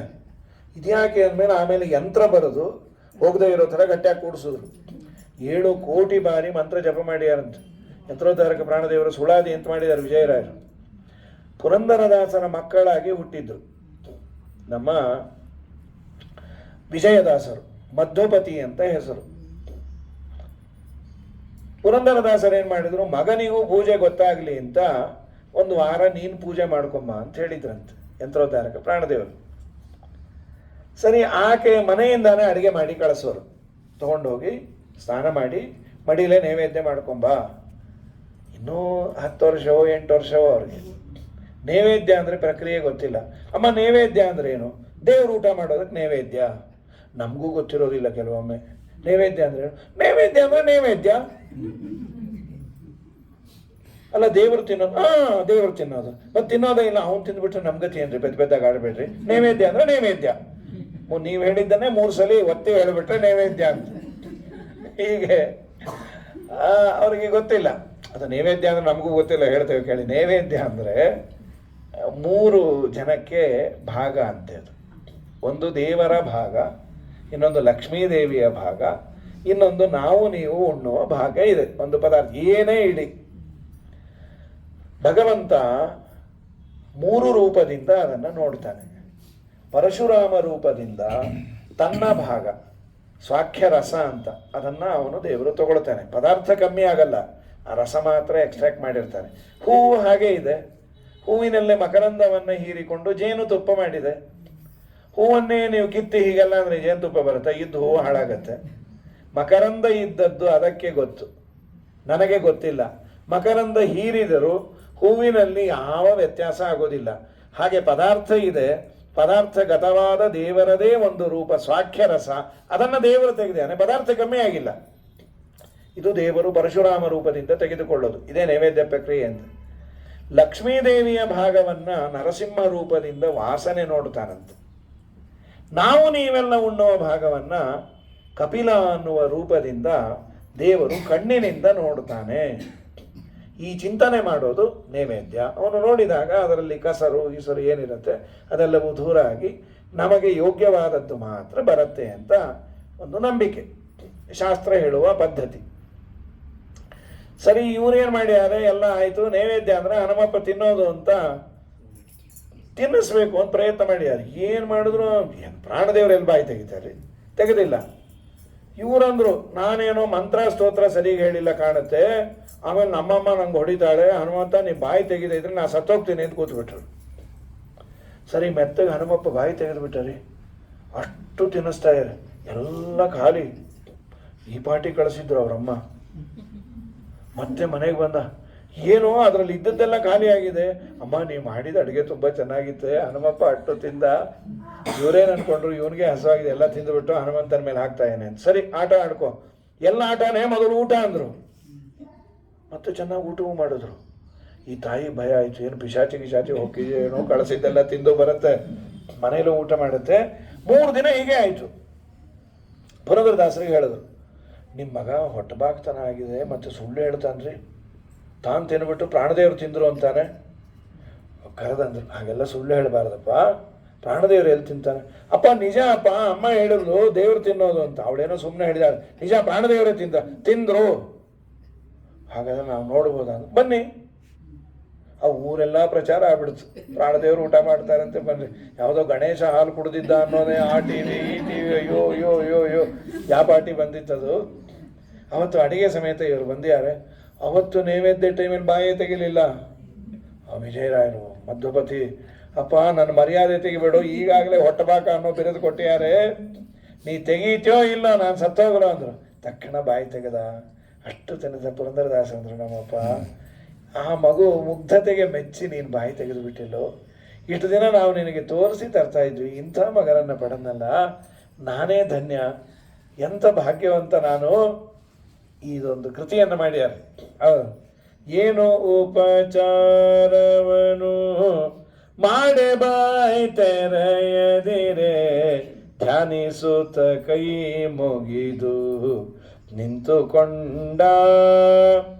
ಏನು ಕಾರಣದ ತಂದೆ ನೀನುಣಲೊಲ್ಲೆ, ನಾ ಮಾಡಿದ ಪರಾಧ ವೇನಯ್ಯ ಹನುಮ. ಕಂದಗೇಳಿದರು ಪುರಂದರ ದಾಸರು, ಉಣುವೆಯೋ ಇಲ್ಲವೋ ಪ್ರಾಣವನು ತೊರೆಯಲೋ, ಘನ ಮಹಿಮ ಪೇಳೆಂದು ಜಿಹ್ವೆಯನ್ನು ಪಿಡಿದು ಇನಿತೆನ್ನಲವಾಗ ಬೇಗದಿಂಬಾಯಿ ತೆರೆದು, ಅನುಮಾನವಿಲ್ಲದಲೆ ಹನುಮ ಬಳಿದುಂಡ. ಜಯ ಜಯ ತು ಜಯ ಹನುಮ. ತುಂಬ ಆನಂದ ಆಯ್ತು ಎಲ್ಲರಿಗೂ. ಏನು ಭಕ್ತಿಯಪ್ಪ, ನೀ ತಿನ್ನಿಸ್ತಿ? ಇಲ್ಲ ದೇವರು ತಿನ್ನಲ್ವಾ ಅಂದರು. ತಿನ್ನಲ್ಲೋ, ನೀ ತಿನ್ನಿಸಿದ್ದಕ್ಕೆ ತಿಂದಿಯಾನೆ ನಮ್ಮ ಸ್ವಾಮಿ. ದೇವರು ಕರುಣೆಯನ್ನು ಮಾಡಿ ಈ ಥರದ್ದೆಲ್ಲ ಕೆಲವು ಇನ್ಸಿಡೆಂಟ್ ಎಲ್ಲ ಕಡೆ ಆಗೋದಿಲ್ಲ, ಅಂತೂ ಕೆಲವು ಕಡೆ ಇದಾದದ್ದು ಉಂಟು. ಇವರು ಜಿತಾಮಿತ್ರ ತೀರ್ಥರು, ಜಿತಾಮಿತ್ರ ತೀರ್ಥರು ವಿಭದೇಂದ್ರರ ಶಿಷ್ಯರು ನರಸಿಂಹದೇವರಿಗೆ ಶಾಲಿಗ್ರಾಮಕ್ಕೆ ಊಟ ಮಾಡಿಸ್ಯಾರು. ಇದಾದ ಮೇಲೆ ಸರಿ ಅವಳಂದು, ನೀ ಬರಬಾರ್ದು ಅಮ್ಮ, ನಾ ಲಂಕಾಗೆ ಒಳಗೆ ಹೋಗ್ಬೇಕು, ಪರ್ಮಿಷನ್ ಲೆಟರ್ ಕೊಡು. ಅಲ್ಲಿ ಒಳಗೆ ಹೋದ್ರೆ ಲೆಟರ್ ತರ್ತೀನಿ ಅಂತ. ಒಳಗೋದ್ಮೇಲೆ ಲೆಟರ್ ಬೇಕು ಯಾಕೆ ಅಂತ. ನೀವು ಒಳಗೆ ಬಿಡಲ್ಲ, ಲೆಟರ್ ನಾ ತರಲ್ಲ. ನಾನು ಹೆಣ್ಣು ಮಕ್ಳಿಗೆ ಹೊಡಿಬಾರ್ದು ಅಂದ್ಕೊಂಡಿದ್ದೀನಿ, ನೀವು ಹೊಡೆಸ್ಕೊಳ್ಳೇಬೇಕು ಅಂತಿದ್ರೆ ಬೇಕಾದ್ರೆ ಏಟು ಕೊಡ್ತೇನೆ ಅಂತ. ನಾನು ಹಾಗೆಲ್ಲ ಬಿಡಲ್ಲ ಅಂದ. ಅದೇ ಅವಳಿಗೂ ಮತ್ತು ಹನುಮಂತ ದೇವರಿಗೂ ಆದ ಸಂವಾದವೇ ಪ್ರಸಿದ್ಧವಾದದ್ದು. ಏಳೇಳು ಶರಧಿಯೇಕವಾಗಿದೆ ಕಂಡ್ಯ, ಹೇಗೆ ಬಂದೆಯೋ ಹೇಳೋ ಕೋತಿ. 7 ಶರದಿಯನ್ನು ದಾಟಿ ಹೇಗೆ ಬಂದೆ, 7 ಕಾಲವೇ ಅದು ಮೋರಿ ಇದ್ದಾಗೆ ದಾಟಿ ಬಂದೆ ಅಂದರು ಅವರು. ಇದು ಯಾವ ದೊಡ್ಡದು ನನಗೆ, ನಾನು ನಿನ್ನನ್ನು ಹೊಡೆದೇ ಹೋಗ್ತೀನಿ ಅಂತ ಗುದ್ದಿಟ್ಬಿಟ್ರು. ಹಣ್ಣುಗಾಯ ನೀರುಗಾಯ ಅಂದರು. ಲೋಪಲುಪೋ ಬೆಳ್ಳೊಚ್ಚ ಅಂದರು. ಬೆಳ್ಳಿಪೋ ನಾಯನ, ಬ್ರಹ್ಮದೇವರು ಅಂದಿದ್ರು ಒಂದು ಕೋತಿ ಬಂದು ನಿಂಗೆ ಹೊಡಿಯತ್ತೆ, ಅವತ್ತೇ ನಿಮ್ಮ ಲಂಕಾ ನಾಶಕ್ಕೆ ನಾಂದಿ ಅಂತ. ನೀನೇ ಇರಬೇಕು, ಹೋಗಿ ಬಾ. ರಾತ್ರಿ ಬಂದರು ಹನುಮಂತದೇವರು. ಯದ್ಯಪಿ ಕರೆಕ್ಟ್ ಅಡ್ರೆಸ್ ಇತ್ತು, ಆದರೂ ಹುಡುಕ್ದಾಗ ಮಾಡ್ಯಾರ. ಅಲ್ಲಿ ಹುಡುಕಿ ಇಲ್ಲಿ ಹುಡುಕಿ, ಅಲ್ಲಿ ಸಿಗದೆ ಇಲ್ಲಿ ಸಿಗದೆ, ಇದೆಲ್ಲ ಯಾಕೆ ಮಾಡ್ಬೇಕು ರೀ? ಕರೆಕ್ಟ್ ಅಡ್ರೆಸ್ ಕೊಟ್ಟರೆ ಅಲ್ಲಿ ಬರಬೇಕು. ಅದು ಬಿಟ್ಬಿಟ್ಟು ಯಾರೋ 10th ಮೈನು 5th ಕ್ರಾಸ್ ಅಂತ ಕೊಟ್ಟಿದ್ರು. ಇವರು 1st ಮೈನಿಂದ ಹುಡುಕೊಂಡು ಹೋದರು. ಒಂದು ವೇಳೆ ಅವರೇ ಅಡ್ರೆಸ್ ತಪ್ಪು ಕೊಟ್ಟಿದ್ರೆ, ಬೆಳಗ್ಗೆ 7 ಗಂಟೆಗೆ ಶುರು ಮಾಡಿ ಕಡೆಗೆ 10 ಗಂಟೆಗೆ ರಾತ್ರಿ ಬಂದರು. ನಿಮ್ಮ ಮನೆ ಅಡ್ರೆಸ್ ಸಿಗಲೇ ಇಲ್ಲ. ಅಲ್ಲ 10ನೇ ಮೈನ್ ಕರೆಕ್ಟಾಗಿ 10ನೇ ಮೈನು, ಬಟ್ ನಾ ಯಾತಿಗೂ ಬುದ್ಧಿವಂತ ಅಲ್ವಾ, 1ನೇ ಮೈನಿಂದ ಹುಡುಕೊಂಬಂದೆ. ಅವರಂದ್ರು ದೇವರ ದಯ 10ನೇ ಮೈನಲ್ಲೇ ನಾವಿದ್ದೀವಿ, 100ನೇ ಮೈನ್ ಆಗಿದ್ರೆ ನಮ್ಮ 60 ವರ್ಷ ಶಾಂತಿಗೆ ಬರ್ತಾಯಿದ್ರಿ ನೀವು. ಮೊದಲು ಕೊಟ್ಟ ಅಡ್ರೆಸ್ಸಿಗೆ ಬರೋದು ಬಿಟ್ಬಿಟ್ಟು ಊರಲ್ಲೇ ಹುಡುಕ್ಬೇಕಾಗೆ. ಅಲ್ಲೇನಾಯಿತು, ಅಂತಃಪುರದಲ್ಲಿ ಬಂದಿದ್ದು. ಅಂತಃಪುರದಲ್ಲಿ ನೋಡಿ ಯಾರೇ ಅಲ್ಲೆಲ್ಲ ಮಾನವತ್ತರಾಗಿ ಹೇಗೇಗೋ ಬಿದ್ದಿದ್ರು ಅನೇಕ ಹೆಣ್ಣು ಮಕ್ಕಳೆಲ್ಲ. ಹನುಮಂತ ದೇವ್ರಿಗೆ ಅನ್ನಿಸ್ತಂತೆ, ಚೇ ಹೆಣ್ಮಕ್ಳು ನೋಡಬಾರ್ದಾಗಿತ್ತಲ್ಲ. ಅಯ್ಯೋ, ಕಳೆದಿರೋದು ಹೆಣ್ಣಲ್ವಾ, ಹೆಣ್ಣನ್ನು ಹೆಣ್ಣಿನ ಮಧ್ಯಾಹ್ನ ಹುಡುಕಬೇಕು. ಆಕಳು ಕಳೆದಿದೆ ಅಂದರೆ ಆಕಳ ಮಂದಲೇ ಹುಡುಕಬೇಕು. ಎಲ್ಲೋ ಹುಡುಕಿದ್ರೆ ನನಗೆ ಯಾವ ವಿಕಾರ ಆಗಿಲ್ಲ, ನಾನು ಸರಿಗೆ ಇದ್ದೇನೆ ಅಂತ ಸೆಲ್ಫ್ ಜಸ್ಟಿಫಿಕೇಶನ್. ಅಲ್ಲಿ ನೋಡಿದ್ರೆ ಮಂಡೋದರಿಯನ್ನು ನೋಡಿದ್ರು. ಆ ಮಂಡೋದರಿಯ ಕಾಲನ ಗಮನಿಸಿದ್ರು, ಸೀತಮ್ಮನೇ ಕೈ ಕೊಟ್ಬಿಟ್ಲು ಏನೋ, ರಾವಣನು ವಶ ಆಗ್ಬಿಟ್ಲ ಅಂತ ಅನ್ಕೊಂಡ್ರಂತ. ಇದು ನಾಟಕವೇ. ಹನುಮಂತ ದೇವರು ನಮಗೊಂದು ಪಾಠ ಕೊಟ್ಟರು. ಒಂದು ಹೆಣ್ಣಿನ ಶೀಲದ ಬಗ್ಗೆ ಏನಾದರೂ ತಪ್ಪಾಗಿ ಕಲ್ಪನೆ ಮಾಡಿದ್ರೆ ಬರುವ ಪಾಪ ಎಷ್ಟು ಅಂತ. ಆಮೇಲೆ ಗಮನಿಸಿ ನೋಡಿದಾಗ ಅವಳ ಕಾಲಲ್ಲಿ ಕಾಗೆ ರೇಖೆ ಇತ್ತು, ಮಂಡೋದರಿಯ ಕಾಲಲ್ಲಿ. ಲಕ್ಷ್ಮೀದೇವಿಯ ಕಾಲಲ್ಲಿ ಪದ್ಮದ ರೇಖೆ ಇರತ್ತೆ. ಛೇ ಇವಳು ನಮ್ಮ ಸೀತಮ್ಮ ಅಲ್ಲ. ಮತ್ತೆ ಈಗ ಅನ್ಕೊಂಡಲ್ಲ, ಅಂದುಕೊಂಡ ಮಾತಿಗೆ 6 ಕೋಟಿ ಗೋವುದಾನ, ಚಂದದಿಂದ ಮಾಡಿ ಹನುಮ ಕೈಯ ಮುಗಿದನು. ಆಡಿದ ಮಾತಿಗೆ 6 ಕೋಟಿ ಗೋವುದಾನ. ಇವೆಲ್ಲ ಅನ್ಕೊಂಡ್ರೆ 6 ಕೋಟಿ ಗೋದಾನ ಮಾಡ್ಬೇಕಂತ. ದಿನ ಯಾರ್ಯಾರ್ದೋ ಬಗ್ಗೆ ಏನೇನೋ ಅನ್ಕೋತಾ ಇರ್ತೀವಿ, ಅವ್ರು ಸರಿ ಇಲ್ಲ, ಇವರು ಸರಿ ಇಲ್ಲ. ತುಂಬ ತಪ್ಪದು. ಏನು ಪರಿಸ್ಥಿತಿ ಇರುತ್ತೋ ಏನೋ, ಅಕ್ಕಪಕ್ಕದ ಮನೆಯವ್ನು ಕೇಳ್ಕೊಂಡಿರ್ತಾರೆ, ಏನೋ ಹಾಸ್ಪಿಟಲಲ್ಲಿದ್ದಾರೆ, ಅಲ್ಲಿ ಬಸ್ಸು ಗಿಸ್ಸು ಹೋಗೋದಿಲ್ಲ, ಬಡತನ ಇದೆ, ಆಫೀಸ್ಗೆ ಹೋಗ್ತಾನೆ, ನನ್ನೊಂಚೂರು ಬಿಟ್ಟು ಹೋಗಿ. ಈ ನೋಡೋರಿಗೆ ನೋಡಿದ್ರ ದಿನ ಕಿಟಕಿಯಿಂದ ನೋಡ್ಕೋತಾ ಇದ್ರು, ಇವತ್ತು ಹೊಟ್ಟೆ ಹೋದ್ರು ಅಂತ. ಹೋಗೋದು ಎಲ್ಲಿ ಹೋಗಿರ್ತಾರೋ ಪಾಪ, ಏನು ಪರಿಸ್ಥಿತಿ ಇರುತ್ತೋ. ಇವತ್ತು ಸಿವಿಲೈಸ್ಡ್ ಆಗಿದ್ದೀವಿ, ಈಗೆಲ್ಲ ಸಣ್ಣ ಪುಟ್ಟ ಮಾತು ಸಿಟಿ ಲೆವೆಲಲ್ಲಂತೂ ಇಲ್ಲ, ಯಾರು ಯಾರ ಬಗ್ಗೆನೂ ಆಡಲ್ಲ. ಮತ್ತು ಈಗ ಓಡೋದ್ರು ಅಂತಾನೂ ಇಲ್ಲ, ನಿಧಾನಕ್ಕೆ ಹೋಗ್ತಾರೆ, ಓಡೋಗೋದೇನೋ. ಹಿಂದಾದರೆ ಓಡೋದು ಮಾಡೋದು, ನೀವೇ ಓಡ್ರಿ ಅಂತಾರೆ, ಎದ್ದೋಗ್ರಿ ಅಂತ. ನಿರ್ಭಯವಾಗಿರ್ತಾರೆ. ಅದೊಂದು ಏನೇ ಮಾಡೋದು ನಿರ್ಭಯದಿಂದ ಮಾಡ್ತೀವಿ ನಾವು. ಹಾಗಾಗಿ ಸೊ ಇನ್ನೊಬ್ಬರ ಶೀಲದ ಬಗ್ಗೆ ಕೆಟ್ಟ ಕೊಳಕಾಗಿ ಮಾತಾಡಿದರೆ ಸಿಕ್ಕಾಪಟ್ಟೆ ಗೋದಾನ ಮಾಡಬೇಕು. ನಮಗೇನಂದ್ರೆ ಗೋದಾನ ಮಾಡಬೇಕಾದ್ರೆ ಆಚಾರ ಬಗ್ಗೆ ಡೌಟ್ ಬರ್ತೀವಿ, ಇದು ಕೊಡ್ತೀವಿ, ಇವ್ರ ಮನೆಯವ್ರು ಹೇಗಿದ್ದಾರೋ ಅಂತ, ಮತ್ತೆ ಇನ್ನೊಂದು ಗೋದಾನ ಕಲ್ಲಿ. ಎಂದೂ ಇನ್ನೊಬ್ಬರ ಬಗ್ಗೆ ಆಚಾರವಿಲ್ಲದ ನಾಲಿಗೆ, ನಿನ್ನ ನೀಚ ಬುದ್ಧಿಯ ಬಿಡು ನಾಲಿಗೆ, ತುಂಬ ದೊಡ್ಡ ತಪ್ಪದು, ತುಂಬ ದೊಡ್ಡ ಅಪರಾಧ. ಯದ್ಯಪಿ ಆಚಾರ್ಯರು ಬರೀತಾರೆ ಮಧ್ವ, ಯದ್ಯಪೇತೆ ನ ಪಶ್ಯಂತಿ ನಿಶಾಚರ ಗಣಾಸ್ತುತೆ ದಿಲೋಕಚಾರಿಣ ಸರ್ವೇ ಪಶ್ಯಂತಿ ಋಷಯೇವಚ. ಇವ್ರು ಯಾರು ಸಲುವಾಗಿ ನಾಟಕ ಮಾಡಿದ್ರು, ಯಾರು ನೋಡು ಆಡಿಯನ್ಸ್ ಯಾರು? ಇವರೆಲ್ಲ ರಾಕ್ಷಸರು ಬಿದ್ದುಕೊಂಡಿದ್ದಾರೆ. ತತ್ವಾಭಿಮಾನಿ ಅಸುರರು ಅಂತಿರ್ತಾರೆ, ಕಲ್ಯಾದಿ ಅಸುರರು. ನೋಡು ಹನುಮಪ್ಪಂಗೂ ಡೌಟ್ ಬಂತು, ಒಳ್ಳೇದಾಯ್ತು ಅಂದ್ಕೊಂಡ್ರೆ ಅವ್ರಿಗೊಂದಿಷ್ಟು ಪಾಪ ಸಾಧನೆ, ದೇವತೆಗಳಿಗೆ ಆನಂದ. ಶ್ರೀರಾಮಚಂದ್ರನ ಮಾತನ್ನ ಚಾಚೂ ತಪ್ಪದೆ ನಡೆಸ್ತಾರೆ ಅಂತ. ಇದಾದ ಮೇಲೆ ಶಿಂಶಪಾ ವೃಕ್ಷ ಅಶೋಕವನಕ್ಕೆ ಬಂದ್ಯಾರೆ, ಸೀತಮ್ಮನನ್ನು ನೋಡಿದ್ರು.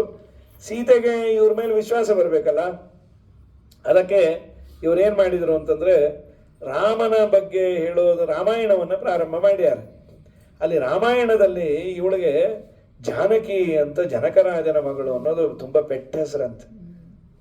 ಜನಕರಾಜನ ಮಗಳು ಜಾನಕಿ ಅಂತಿದ್ಲು. ತವ್ರ ಮನೆ ಹೆಸರು ಕೇಳಿಬಿಟ್ರಿ ಏನು ಆನಂದ ಆಗುತ್ತೆ. ಇದೇನು ಕಮ್ಮಿ, ನಮ್ಮ ತವ್ರ ಮನೆ ಕಡೆದ ಕೋತಿ ಇದು. ಅದೇನಾಗಿತ್ತು, ಈ ರಾಕ್ಷಸರು ವೇಷ ಮದುರ್ಕೊಂಬರೋರು ಕೋತಿ ಗೀತಿ ಥರಾನು. ಆಗ ಅವರೇ ಬಂದ್ಬಿಟ್ಟಿದ್ರೆ, ಯಾವಾಗ ಜಾನಕಿ ಅಂತಿದ್ಲು, ರಾಮನ ಬಗ್ಗೆ ಎಲ್ಲ ಹೇಳಲ್ದು, ಸೀತಮ್ಮ ನೋಡಿ ಆನಂದ ಪಟ್ಟು, ಯಾವುದೋ ನಮ್ಮ ಕಡೆದೇ ಇದ್ದಾಗಿದೆ, ಮೋಸಾನು ಮಾಡ್ಬೋದಪ್ಪ ಇವರು.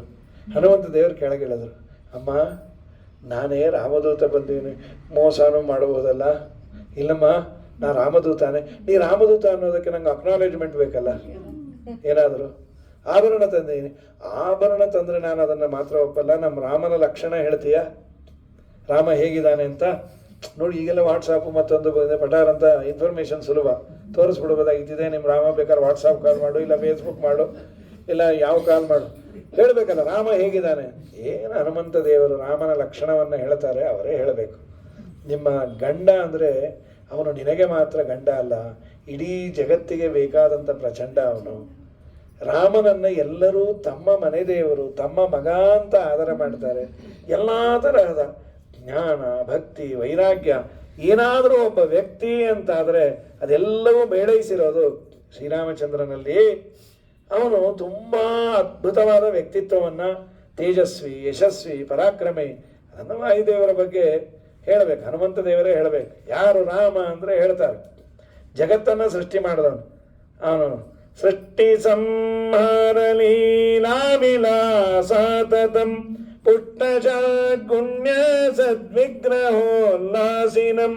ದುಷ್ಟನಿಚ್ಚೇಚ ಸಂಹಾರಕರ ಮೋದ್ಯತಂ ಹೃಷ್ಟಪುಷ್ಟಾನುಶಿಷ್ಟ ಪ್ರಜಾ ಸಂಶಯಂ ಪ್ರಣಯಾಮೋ ವಾಸುದೇವಂ ದೇವತಾ ಮಂಡಲಾಖಂಡ ಮಂಡನಂ ಪ್ರಣಯಾಮೋ ವಾಸುದೇವಂ ಸರ್ವ ಪಾಪಾನಿ ಯತ್ ಸಂಸ್ರತೆ ಸಂಕ್ಷಯಂ ಸರ್ವದಾ ಯಾಂತಿ ಭಕ್ತ್ಯಾ ವಿಶುದ್ಧಾತ್ಮನಂ ಶರವ ಗುರುವಾದಿ ಗೀರ್ವಾಣ ಸಂಸ್ಥಾನದ ಕುರುವತೆ ಕರ್ಮ ಯತ್ ಪ್ರೀತಯೇ ಸಜ್ಜನ. ಯಾರ ನಾಮವನ್ನ ಉಚ್ಚಾರಣೆ ಮಾಡಿದ್ರೆ ನಮಗೆ ಆರಾಮಾಗತ್ತೆ. ವಾಲ್ಮೀಕಿ ಋಷಿಗಳಂತ ರಾಜವಿದ್ಯಾ ವಿನೀತಶ್ಚ ಬ್ರಾಹ್ಮಣಾನಾಂ ಉಪಾಸಿತ ಶ್ರುತವಾನ್ ಶೀಲ ಸಂಪನ್ನ ವಿನೀತಶ್ಚ ಪರಂತಪಃ ಯಜುರ್ವೇದ ವಿನೀತಶ್ಚ ವೇದವಿದ್ಭಿಃ ಸುಪೂಜಿತಃ. ಏನು ನಿನ್ನ ಗಂಡನ ಬಗ್ಗೆ ಹೇಳಿ. ಓ ತುಂಬ ಆನಂದ ಆಗೋಯ್ತು. ನನ್ನ ಗಂಡ ಏನಾದರೂ ಕೊಟ್ಟಿಯಾರ? ಅಮ್ಮ ನೀ ಕೊಟ್ಟ ಉಂಗುರ ಕೊಟ್ಟಿಯಾರೆ? ಆ ಉಂಗುರ ನೋಡಿ ಅಳ್ತಾ ಕೂತ್ಬಿಟ್ಟು ಫ್ಲ್ಯಾಶ್ ಬ್ಯಾಕ್ ಕೊಡೋದಂತವಳು. ಇಲ್ಲಿ ಹೇಳಿಲ್ಲ, ಇನ್ನೊಂದು ರಾಮಾಯಣದಲ್ಲಿ ಹೇಳಿದ್ದಾರೆ. ಆ ಉಂಗುರ ಯಾವುದು? ಶ್ರೀರಾಮಚಂದ್ರ ಅರಣ್ಯಕ್ಕೆ ಬರಬೇಕಾದ್ರೆ ಎಲ್ಲ ಕೊಟ್ಟು ಬಂದ್ಬಿಟ್ಟ, ಏನೂ ಇಲ್ಲ, ಆಭರಣ ಏನಿಲ್ಲ. ಗಂಗೆಯನ್ನು ಗುಹಾ ಅನ್ನೋನು ದಾಟಿಸ್ದಾಗ ಏನಾದರೂ ಕೊಡಬೇಕಲ್ಲ. ರಾಮನ ಹತ್ರ ಏನಿಲ್ಲ, ನೋಡ್ದ ಏನಿಲ್ಲ. ಸರಿ, ಅವನಿಗೆ ಇದನ್ನು ಸೀತಮ್ಮ ಗಮನಿಸಿದ್ಲು. ಇದು ಹೆಂಡತಿಯರು ಹೀಗಿದ್ರೆ ಅವನ ಜೀವನ ಅಷ್ಟು ಸುಖಿ ಯಾರಿಲ್ಲಂತೆ. ನನ್ನ ಗಂಡಂಗೆ ಏನೋ ಬೇಕಾಗಿದೆ. ಆ ಉಂಗುರ ಇತ್ತು, ಅದನ್ನು ಬಿಚ್ಕೊಟ್ಬಿಟ್ಲು. ಇಂಥ ಪರಿಸ್ಥಿತಿ ಬಂದರೆ ಯಾರು ಬಿಚ್ಕೊಡ್ತಾರೆ? ಪಟಾರನ್ನು ಮುಚ್ಚಿಟ್ಕೊಂಡ್ಬಿಡ್ತಾರೆ. ಬಂತಿದ್ದಕ್ಕೂ ಸಂಚಕಾರ ಈ ಗಂಡನ ಕಟ್ಕೊಂಡಾಗಿಂದ ಏನು ಬೋಳ ಶಂಕರ ಸರಿಯೇ ಇಲ್ಲ ಇವರು ಅಂಥೇಳಿ ಆ ಪುಣ್ಯಾತ್ಮಳು ಉಂಗುರವನ್ನು ತೆಗೆದುಕೊಟ್ಲು.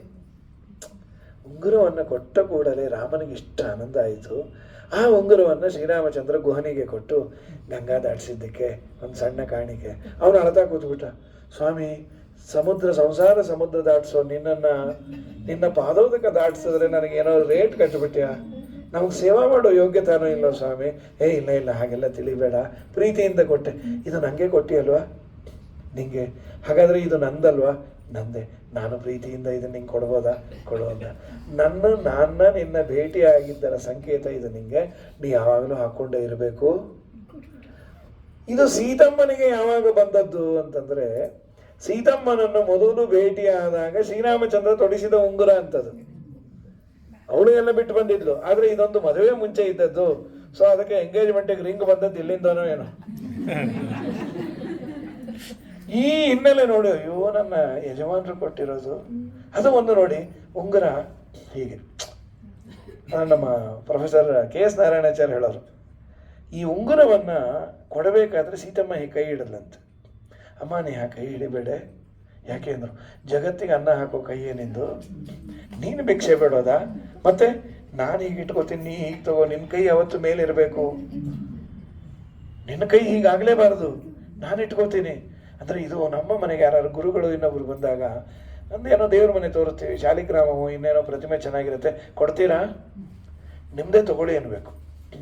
ಅದು ಬಿಟ್ಬಿಟ್ಟು ನಿಮ್ಮ ದೇವ್ರು ಕೊಡ್ತೀರಾ? ಅಥವಾ ನೀವು ಪೀಠ ಕೊಡ್ತೀರಾ? ಕೊಟ್ಟರೆ ನೀವು ಉಳ್ಬಾಳ್ತೀಯಾ? 3 ದಿನ ಕೊಟ್ಟೋಗ್ತೀವಿ. ಪೀಠ ಏನು ಹುಡುಗಾಟನ? ನೋಡ್ಲಿಕ್ಕೆ ಚಂದರಿ, ಯಾವಾಗಲೂ ಉಪವಾಸ ಒದ್ದಾಡಿ ಸಾಯ್ತಾ ಇರಬೇಕು. ಸದಾ ಜನ ತಲೆ ಕೆಟ್ಟೋಗೋದು ಪೀಠಾಧಿಪತಿಗಳಿಗೆ. ಏಕಾಂತವೇ ಇರಲ್ಲ. ಈಗ ನಮ್ಮ ಮನೇಲಿ ಬಾಗಿಲು ಹಾಕೊಂಡು ಏನೋ ತಮಗೆ ನೀರು ಇನ್ನೇನೋ ಕುಡಿಯೋಣ ಅನ್ನೋದ್ರಲ್ಲಿ ಯಾರೋ ಬರ್ತಾರೆ, ಸ್ವಾಮಿ ತಮಗೆ ನಂದು ಅಂದ. ತುಂಬ ಕಷ್ಟ ಇದೆ. ಸರಿ ತಗೊಂಡು ಕಣ್ಣೀರು ಹಾಕಿಲ್ಲ. ಇಲ್ಲಮ್ಮ ನೀ ಏನು ಯೋಚನೆ ಮಾಡಬೇಡ, ರಾಮ ಚೆನ್ನಾಗಿದ್ದಾನೆ, ಅವ್ನು ಬಂದು ಕರ್ಕೊಂಡು ಹೋಗ್ತಾನೆ. ಅಮ್ಮ ನೀ ಏನು ಯೋಚನೆ ಮಾಡದೇ ಇದ್ರೆ ನನ್ನ ಮೇಲೆ ಕೂತ್ಬಿಡೆ. ನೀ ನೋಡೋದು ಹೀಗಿದೆಯಲ್ಲೋ, ಅಯ್ಯೋ ನನ್ನ ರೂಪ ನಿಂಗೆ ಗೊತ್ತಿಲ್ಲ ನೋಡು ಅಂತ ಬೆಳೆದ. ಇಲ್ಲ ನಾ ಕೂಡಲ್ಲ. ಯಾಕೆ? ನನ್ನ ಗಂಡಂಗೆ ಅಪಕೀರ್ತಿ ಬರುತ್ತೆ. ಯಾಕೆ ಅಂದರು, ರಾಮನಿಗೆ ಸೀತಾನ್ ಪಡಿಲಿಕ್ಕೆ ಆಗಲಿಲ್ಲ, ಹನುಮಪ್ಪನಿಂದ ಪಡೆದ ಅನ್ನೋ ಅಪಕೀರ್ತಿ ಬರೋದು ಬೇಡ. ಈ ರಾವಣನನ್ನು ಹೊಡೆದು ಅವನು ಮಾಡಿದ ಅಪರಾಧಕ್ಕೆ ಅವನಿಗೆ ಚೆನ್ನಾಗಿ ಬೆಂಡತ್ತೆ ಕರ್ಕೊಂಡೋಗಿ. ಏನು ಸೂಕ್ಷ್ಮ ರೀ. ಗಂಡನಿಗೆ ಅಪಕೀರ್ತಿ ಬರುವ ಕೆಲಸವನ್ನು ಹೆಂಡತಿ ಆಲೋಚನೆಯೂ ಮಾಡಬಾರ್ದಂತೆ. ನಿಜವಾಗ್ಲೂ ಈ ಮಾರಲ್ಸ್ ಎಲ್ಲ ಹೇಳಬೇಕು, ಒಂದು ಹಂತಕ್ಕಾದರೂ ಕೆಲಸಕ್ಕೆ ಬರುತ್ತೆ. ಕೆಲವೊಮ್ಮೆ ಆಗತ್ತೆ, ನಿಮ್ಮ ಯಜಮಾನರು ಬರಲ್ಲಂತೆ, ಅಮ್ಮ ಅವ್ರು ಬಂದರೆ ನಾ ಬರ್ತೀನಿ. ಅಯ್ಯ ಬಿಡು, ಅವ್ರು ಬರಲ್ಲ, ಅವ್ರು ಬರದೇ ಇದ್ದಿದ್ದೆ ಒಳ್ಳೆ ಆಯ್ತು, ನಮ್ಮ ಮನೇಲಿ ನಿನ್ನ ಪಾಡಿಗೆ ನೀ ಇರ್ಬೋದು. ಹೀಗೆ ಹೇಳಬಾರ್ದು. ಅವ್ರು ಬಂದರೆ ಬರ್ರಿ. ನಮ್ಮ ರಾಮನಿಗೆ ಅಪಕೀರ್ತಿ ಬರಬಾರ್ದು. ಸರಿ, ಎಲ್ಲ ಆದಮೇಲೆ ಹೇಳಿದ ಬರ್ತೀಯ? ಅವಶ್ಯ ಹೇಳ್ತೇನೆ. ಅಮ್ಮ ನಾನು ಹೋಗಿ ಬರ್ತೀನಿ, ನೀ ಏನಾದರೂ ಕೊಡು. ಅವಳು ಶಿರೋ ಇದನ್ನು ಕೊಟ್ಟು ತಲೆಗೆ ಹಾಕ್ಕೊಂಡಂತಹ ಚೂಡಾಮಣಿ, ಅದಕ್ಕೆ ಹೆರಳಿನ ಆಭರಣ. ಎಷ್ಟು ಚೆನ್ನಾಗಿದೆ. ರಾಮ ಕೈದು ಕೊಟ್ಟ ಆಶೀರ್ವಾದ, ಅವಳು ನಿನಗೆ ತಲೆಬಾಗಿದ್ದೇನೆ ಅಂತ ಜಡೆಯ ಬಿಲ್ಲೆಯನ್ನು, ಜಡೆ ಬಗ್ಗು ಜಡೆ ಬಿಲ್ಲೆ ಚೂಡಾಮಣಿ ಕೊಟ್ಟ್ಯಾರ. ಹನುಮಂತ ದೇವರು ಆಯಿತು, ಕೆಲಸ ಬರಬೇಕಾಗಿತ್ತು. ರಾವಣಿಗೆ ಒಂದು ಮೆಸೇಜನ್ನು ಕೊಡೋಣ, ಅವನಿಗೂ ಒಂದು ನೋಟಿಸನ್ನು ಕೊಡೋಣ ಅಂಥೇಳಿ ರಾವಣ ಇವ್ರನ್ನ ಕರಿಬೇಕಲ್ಲ. ಕರೀಲಿಕ್ಕೆ ಒಂದು ವ್ಯವಸ್ಥೆ ಮಾಡಿಕೊಂಡ್ರು. ಆ ವನದ ದೊಡ್ಡ ತೋರಣ ಇತ್ತು, ಅದರ ಮೇಲೆ ಹತ್ತಿದ್ರು. ಅಲ್ಲಿಂದ ಈ ಮೀಟರ್ಸ್ ಶ್ಲೋಕದ್ದು ಚೇಂಜ್ ಆಗುತ್ತೆ. ಅಥವಾ ನಮ ಕಿಲಂ ತದ್ರಾವಣಶ್ಚ ವೆಲುಂಬೆಕ್ಷಿತಿರುಹಮಿಮೇಕಂ ಪರ್ಜಯಿತ್ವಾ ಶುವೀರಃ ರಜನಿಚರ ವಿನಾಶಂ ಕಾಂಕ್ಷಮಾಣೋತಿ ವೇಲಂ ಮುಹುರತಿನವನಾದಿ ತೋರಣಂ ಚಾರುರೋಹ, ತೋರಣವನ್ನು ಹತ್ತಿ ಕೂತ, ಹತ್ತಿ ಜೋರ ಕಿರ್ಚಾರ್. ಅಥ ಶೃಣೋದ್ದಶಾನನ ಕಪೀಂದ್ರ ಚೆಟ್ಟಿತಂ ಪರಂ ದಿದೇಶ ಕಿಂಕರಾನ್ ಬಹು. ಇದು ಯುದ್ಧದ್ದು ಮೀಟರ್ಸೇ ಆಗಿದೆ. ಎಲ್ಲ ಗಿಡ ಮರ ಎಲ್ಲ ಕಿತ್ತು ಹಾಳು ಮಾಡ್ತಾರೆ. ಯಾರು ಕಾಯೋರು ಹೊಡೆದ್ರು ಬಿಡೋದು ಅವನ್ನೆಲ್ಲ ಸಮಾನ ಮಾಡಿಬಿಟ್ರು. ರಾವಣನಿಗೆ ಸುದ್ದಿ ಬಂತು, ಯಾವುದೋ ಕೋತಿ ಬಂದು ಎಲ್ಲ ಹಾಳು ಮಾಡ್ತಾ ಇದೆ, ಯಾಕೆ ಉಳಿಸಿದ್ರಿ, ಕೊಂದು ಬಿಡ್ರಿ. ಅಯ್ಯೋ ನಾವು ಉಳಿಯೋದೇ ಹೆಚ್ಚಾಯ್ತು, ಏನೋ ಬಂದ್ವಿ ಅಂದರು. ಒಬ್ಬೊಬ್ಬರೇ ಸಾವಿರಾರು ಜನ ಹೋಗೋದು ಸಾಯೋದು. ಕಡೆಗೆ ರಾವಣನ ಮಗ ಅಕ್ಷಕುಮಾರ ಅಂತ ಅವನಿಗೆ ಹೇಳ್ದ, ಹೋಗಿ ನೀನು ನೋಡ್ಕೊಂಬ. ಅಕ್ಷಕುಮಾರ ಬರೋ ಕಾಲಕ್ಕೆ ಅವ್ರು ಅನ್ಕೊಂಡ್ರು, ಅಕ್ಷಕುಮಾರ, ಇಂದ್ರಜಿತ್ತು, ರಾವಣ ಮೂರೂ ಜನ ಬಲದಲ್ಲಿ ಸಮಾನರು. ಇವನು ಕೊಂದರೆ ರಾವಣನಿಗೆ ಒಂದು ಮೆಸೇಜು, ನಿನ್ನನ್ನು ಕೊಲ್ಲಬಲ್ಲೆ ಅಂತ. ಕೊಂದು ಹಾಕಿದ ಅವನು ದರದಲ್ಲಿ. ಕೆಲವು ಪ್ರಾಣದೇವ್ರ ಕಾಲಲ್ಲಿ ಒಂದು ಅಸುರ ಇರ್ತಾನೆ, ಅವನೇ ಅಕ್ಷಕುಮಾರ. ಅವನು ಕೊಂದು ಹಾಕ್ಬಿಟ್ರು. ನಮ್ಮ ವಾಯುದೇವರು ಎರಡೂ ಮಾಡ್ತಾರೆ. ಭಾರವೇ ಭಾರತಿ ರಮಣ ನಿನಗೆನ, ಭಾರವೇ ಭಾರತಿ ರಮಣ ಲಂಕಾನಾಥನ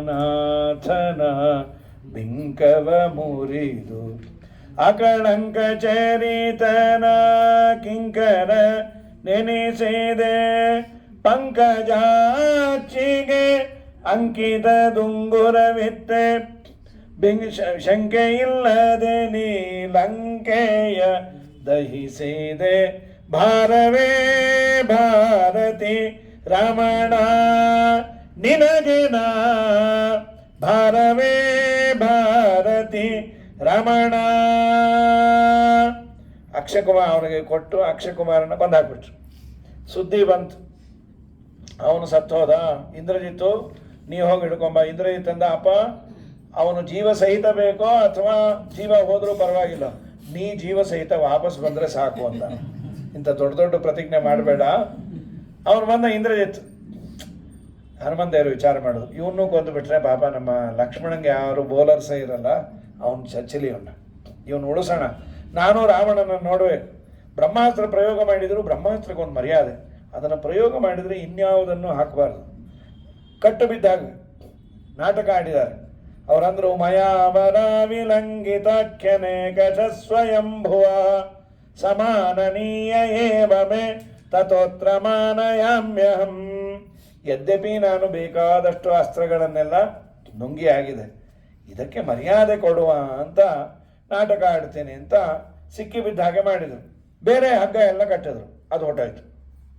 ಆದರೂ ಹನುಮಂತೇವರಂದರು, ನಡೀರಿ ಬರ್ತೀನಿ ಅಂತ. ರಾವಣನ ಹತ್ತಿರ ಬಂದಾಗ ನೋಡಿದ, ರಾವಣನನ್ನು ನೋಡ್ತಾರೆ. ಛೇ, ಏನು ಕಳೆ, ಏನು ವರ್ಚಸ್ಸು. ಇವನಲ್ಲಿ ಒಂದೇ ಒಂದು ಮೈನಸ್, ಸ್ತ್ರೀಲಂಪಟತೆ ಇರಲಿಲ್ಲ ಅಂದರೆ ಇವನು ಜಗತ್ತನ್ನೇ ಆಳ್ತಾ ಇದ್ದ. ಮನುಷ್ಯನಿಗೆ ಅಧರ್ಮ ಒಂದಿತ್ತು ಅಂದರೆ ಎಲ್ಲ ಮೈನಸ್ ಆಗಿಬಿಡುತ್ತೆ. ಇದು ವಾಲ್ಮೀಕಿ ಋಷಿಗಳಂತಾರೆ. ಇವನು ಕರ್ಮ. ಅವನು ಕೇಳ್ದ, ಯಾರು ನೀನು? ದಾಸೋಹಂ ಕೋಸಲೇಂದ್ರಸ್ಯ ರಾಮಸ್ಯ ಕ್ಲಿಷ್ಟ ಕರ್ಮಣಃ. ನಾನು ರಾಮದೂತನಾಗಿ ಬಂದೇನೆ, ಸುಗ್ರೀವನ ಸಚಿವ. ಯಾಕೆ ಬಂದೆ? ಸೀತಮ್ಮ ಎಲ್ಲೋ ಕಳೆದೋಗಿದ್ದಾಳೆ, ಯಾರೋ ಹೊತ್ಕೊಂಡು ಹೋಗಿರಬೇಕು, ನಾನು ನೋಡಿದೆ, ನೀನು ಕಳ್ಳ ಅನ್ನಲಿಲ್ಲ. ಇದೊಂದು ಟೆಕ್ನಿಕ್. ಇದು ವ್ಯವಹಾರ ಹೇಗೆ ಮಾಡಬೇಕು, ಡೈರೆಕ್ಟಾಗಿ ಬಂದು ಕೇಳಬಾರ್ದು. ಈ ಪಕ್ಕದ ಮನೆಗೇನೋ ಕೊಟ್ಟಿರ್ತೀವಿ, ಬಾಂಡ್ಲೇನೋ ಮೌಚಕಾಯೋ, ಅನಿವಾರ್ಯ ಅವನ್ನ ನಿಷ್ಠೂರ ಮಾಡ್ಕೊಂಬೋ ಆಗಿರಲ್ಲ, ಕಾಣಿಸ್ತಾ ಇರುತ್ತೆ. ಮೆತ್ತಗೆ ಹೋಗೋ ಅವ್ರ ಮನೆಗೆ, ಇದೇನಿದು ನಮ್ಮ ಮನೆ ಮೊಗಚಕಾಯಿ, ನಮ್ಮ ಮಗು ತಂದು ಹಾಕಿರ್ಬೇಕಲ್ವಾ, ತೊಗೊಂಡು ಹೋಗ್ತೀನಿ ಪಾಪ ಅಂಥೇಳಿ ತೊಗೊಂಡು ಹೊಟ್ಟೋಗ್ಬೇಕೆ ವಿನಃ ನೀವು ಕತ್ಕೊಂಡ್ಬಂದ್ರಿ, ನೀವು ಮೊದಲಿಂದ ಕಳ್ಳರು, ಕೇಳಿದ ಪದಾರ್ಥ ನೀವು ಕೊಡೋದೆಲ್ಲ, ಎಷ್ಟು ಲೋಟ ಕದ್ದಿದ್ದೀರೋ ಅಂದರೆ ತುಂಬ ಸಮಸ್ಯೆನೇ ಅದು. ಏನೇನು ಬೇಕೋ ತೊಗೊಂಡ್ಬರ್ತಾ ಇರ್ಬೇಕು, ನಮ್ಮದೇ ಇದ್ದರೆ, ನಮ್ಮದೇ ಆಗಿದ್ದರೆ. ಹಾಗಾಗಿ ಇವರೇನು ಮಾಡಿದರು, ನೀನು ಕದ್ದಿದೆ ಅಂತ ಹೇಳಲೇ ಇಲ್ಲ, ಸೀತೆಯನ್ನು ಯಾರೋ ಅಪಹಾರ ಮಾಡಿದ್ದಾರೆ, ನಿಮ್ಮೂರಲ್ಲಿ ಏನಾದರೂ ಇದ್ದಾಳೋ ಏನೋ, ನಿಮಗೇನಾದರೂ ಸೀತಾ ಅಪಹಾರ ಸುದ್ದಿ ಬಂದಿದೆಯಾ ಕೇಳೋಣ ಅಂತ ಬಂದೆ. ಹೌದು, ನೀ ಯಾರು? ಅವರು ಒಳ್ಳೆ ರೆಫರೆನ್ಸ್ ಕೊಟ್ಟರು. ವಾಲಿ ಗೊತ್ತಲ್ಲ ಅಂತ ಅವನು. ಅಂದರೆ ವಾಲಿ ವಾಲಿ ಅಂಗದ ಹುಟ್ಟಿದಾಗ ವಾಲಿ ಹೆಂಡತಿ ಅಂದಿದ್ದು, ನಮ್ಮ ಮಗುಗೆ ಯಾವ್ದಾನ ಒಂದು ಮೆರಿಗೋ ರೌಂಡ್ ಬೇಕ್ರಿ ಅಂತ ಈ ರಾವಣನ ಹಿಡ್ಕೊಂಡ್ಬಂದು ಅವ್ರು ತೊಟ್ಲು ಕಟ್ಟಿಬಿಟ್ಟಿದ್ದಂತೆ, 10 ತಲೆ ಪ್ರಾಣಿ ಅಂತ. ಅಂಥ ಸಮರ್ಥ ವಾಲಿ. ರಾವಣ ಸೋತಿದ್ದೇ ಇಬ್ಬರಿಗೆ, ಒಂದು ಕಾರ್ತವೀರ್ಯಾರ್ಜುನರಿಗೆ, ಇನ್ನೊಂದು ವಾಲಿಗೆ. ವಾಲಿ ಅಂದರೆ ಅವನು ಬಿದ್ದೋಗೋನು. ವಾಲಿ ಗೊತ್ತಲ್ಲ? ಓ ಗೊತ್ತು ವಾಲಿ ಗೊತ್ತು. ಅವ್ರ ತಮ್ಮ ಸುಗ್ರೀವ ಅಂತ ಅವ್ರ ಸಚಿವ ನಾನು. ಸೀತೆ ಏನಾದರೂ ಅಪಹೃತಳಾಗಿದ್ದರೆ ಬರೋಣ, ನಾವೇ ಕದ್ಕೊಂಡ್ಬಂದ್ವಿ. ಅದಕ್ಕೇನೆ ನಮ್ಮ ಅಕ್ಕ ಇಟ್ಟಾಕ ಮರ್ಯಾದೆಯಿಂದ ಕಳಿಸು. ನೀನ್ಯಾರು ಅಂದ. ನೀನು ಇದೆಲ್ಲ ಯಾಕೆ ಹಾಳು ಮಾಡಿದೆ? ಏನು ಪೆದ್ದಾಗಿ ಮಾತಾಡ್ತೀವೋ ರಾವಣ? ಏನು ಹಾಳು ಮಾಡಿದೆ? ಮರ ಗಿಡ ಎಲ್ಲ ಕಿತ್ತಿಟ್ಟು, ಕೋತಿ ಇದೆ ಅದು ಆಸ್ತಿ, ಮರ ಗಿಡ ಎಲ್ಲ ಕಿತ್ತೋದು. ಏನು ಕೋತಿ ಡೀಸೆಂಟ್ ಆಗಿರತ್ತಾ? ಡೀಸೆಂಟ್ ಆಗಿರೋ ಕೋತಿ ಅಂತೆಲ್ಲ ತೋರಿಸು, ಅದು ನಮ್ಮದದು. ಮರ ಗಿಡ ಎಲ್ಲ ಕಿತ್ತಿಟ್ಟೆ. ಹೌದು, ಮರ ಗಿಡ ಕಿತ್ತುವ ನಮ್ಮವನ್ನೆಲ್ಲ ಯಾಕೆ ಬಂದ್ರಿ? Self protection. ಅವ್ರು ಕೋತಿಗಿನ್ನ ಹುಚ್ಚುಚ್ಚಾಗಿ ಆಡಿದ್ರೆ ನಮ್ಮನ್ನು ಹೊಡಿಯಕ್ಕೆ ಬಂದ್ರು ನಾವು ನಿಮ್ಮನ್ನು ಹೊಡೆದ್ವಿ. ನಮ್ದೊಂದು ಸ್ವಭಾವ, ನಂದು ನಮ್ಮ ಅಪ್ಪಂದು. ನೀವು 2 ಏಟು ಕೊಟ್ಟರೆ ನಾವು 20 ಏಟು ಕೊಡ್ತೀವಿ. ನಿಮ್ಮನ್ನು ಯಾವನು ಹೊಡಿ ಅಂದವನು. ಏನೋಪ್ಪ ಬಾಯಿ ಬಂದಿದ್ದೆಲ್ಲ ಮಾತಾಡ್ತೀವಿ. ಛಲವ್ಯಾಕೋ ನೀನಗಿಟ್ಟು ಎಲೆ ಕೋಡಗನೆ, ನೆನೆಯಾವುದೇಳೋ ನಿನ್ನ ಒಡೆಯನೆಸರನ್ನೇ. ಬಲವಂತ ರಾಮನ ಬಂಡ ಬಂದೇನ ಹಲವು ಮತ್ಯಾತಕೋ ಹನುಮನು ನಾನು. ನಿನ್ನಂತ ದೂತರು ರಾಮರ ಬಳಿಲಿ ಎಷ್ಟೋ ಮಂದಿಗಳುಂಟು, ಹೇಳೋ ನೀ ತ್ವರದಿ. ನನ್ನಂತ ದೂತರು ನಿನ್ನಂತ ಪ್ರೇತರು 200-300 ಕೋಟಿ ಕೇಳರಿಯ. ಹನುಮಂತ ದೇವರಂದ್ರು ನನ್ನಂಥವ್ರು 200-300 ಜನ ಇದ್ದಾರೆ. ಇನ್ನೂ ಒಂದು ಹೇಳ ರಾವಣ, ನಮ್ಮ ರಾಮನ ಹತ್ತಿರ ಇರುವ ಕಪಿಗಳಲ್ಲಿ ಅತೀ ದುರ್ಬಲ ಕಪಿ ಅಂದರೆ ನಾನೇ ಅಂದರು. ನಿನ್ನ ಮಗಕ್ಕೆ ತಾಟ, ಈ ದುರ್ಬಲನೇ ಇಂಥ ಪ್ರಬಲೆಯಿಂದ ಇನ್ನು ಪ್ರಬಲ ಬಂದರೆ ನನಗತ್ತೇನು? ಅದಕ್ಕೆ ಮರ್ಯಾದೆಯಿಂದ ನರಾಮ ಬಾಣಧಾರಣೆ ಕ್ಷಮಾ ಸುರೇಶ್ವರ ಅತಿ. ಬ್ರಹ್ಮಾದಿ ದೇವತೆಗಳು ಏನೂ ಮಾಡಲಿಕ್ಕಾಗಲ್ಲ. ರಾಮ ಬಾಣ ತೊಟ್ಟರೆ ಮರ್ಯಾದೆಯಿಂದ ಕಳಿಸ್ಬಿಡು. ಇಲ್ಲ ಅಂದರೆ ನಿಮ್ಮ ಕುಲವೇ ನಾಶ ಆಗಿಬಿಡತ್ತೆ. ಸ್ತ್ರೀಯರನ್ನು ಅಪಹಾರ ಮಾಡಿದವರು ಸ್ತ್ರೀಲಂಪಟರು ಎಂದು ಉದ್ಧಾರ ಆಗಿಲ್ಲ. ಮರ್ಯಾದೆಯಿಂದ ಮಾತು ಕೇಳು. ತಲೆಯೆಲ್ಲ ಮಾತಾಡ್ತೀಯಲ್ಲ, ನೀನು ಕೊಂದೇ ಬಿಡ್ತೀವಿ ಅಂತ ವಿಭೀಷಣ ಅಂದ. ಅಣ್ಣ, ಈ ವಾಹಕರು ಪೋಸ್ಟ್ ಮ್ಯಾನನ್ನು ಕೊಲ್ಲಬಾರ್ದು. ಇವರೆಲ್ಲ ಸುದ್ದಿಯನ್ನು ಒಂದು ಕಡೆಯಿಂದ ಇನ್ನೊಂದು ಕಡೆ ತಂದು ಕೊಡೋರು. ಅವ್ರನ್ನೇ ಕೊಂದು ಬಿಟ್ರೆ ರಾಜತಾಂತ್ರಿಕದ ಇದೇ ನಿಂತೋಗುತ್ತೆ. ಅದನ್ನು ಮಾಡಬಾರ್ದು.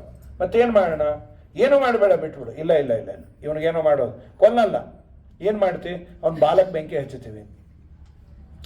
ಹಚ್ಕೊಳ್ರಿ ಅಂದರು. ಎಲ್ಲ ಬಟ್ಟೆ ತಂದು ಬಾಲಕ್ಕೆ ಸುತ್ತುತ್ತಾರೆ.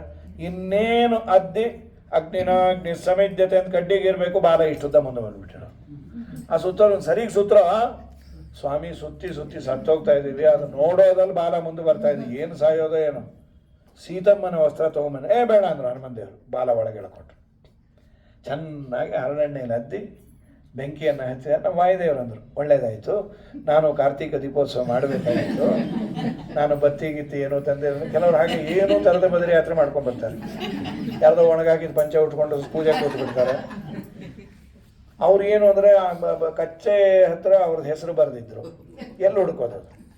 ಆಮೇಲೆ ಇನ್ಯಾರೋ ಹಾಸಿದ್ರೆ ಆ ಹಾಸಿಗೆ ಮೇಲೆ ಮಲಗಿಬಿಡ್ತಾರೆ. ಇನ್ಯಾರೋ ಎಲೆ ಹಿಡ್ಕೊಂಡಿದ್ರು ಊಟ ಮಾಡಿಬಿಡ್ತಾರೆ. ಏನ್ರಿ ನೀವೇನು ತಂದಿಲ್ಲ?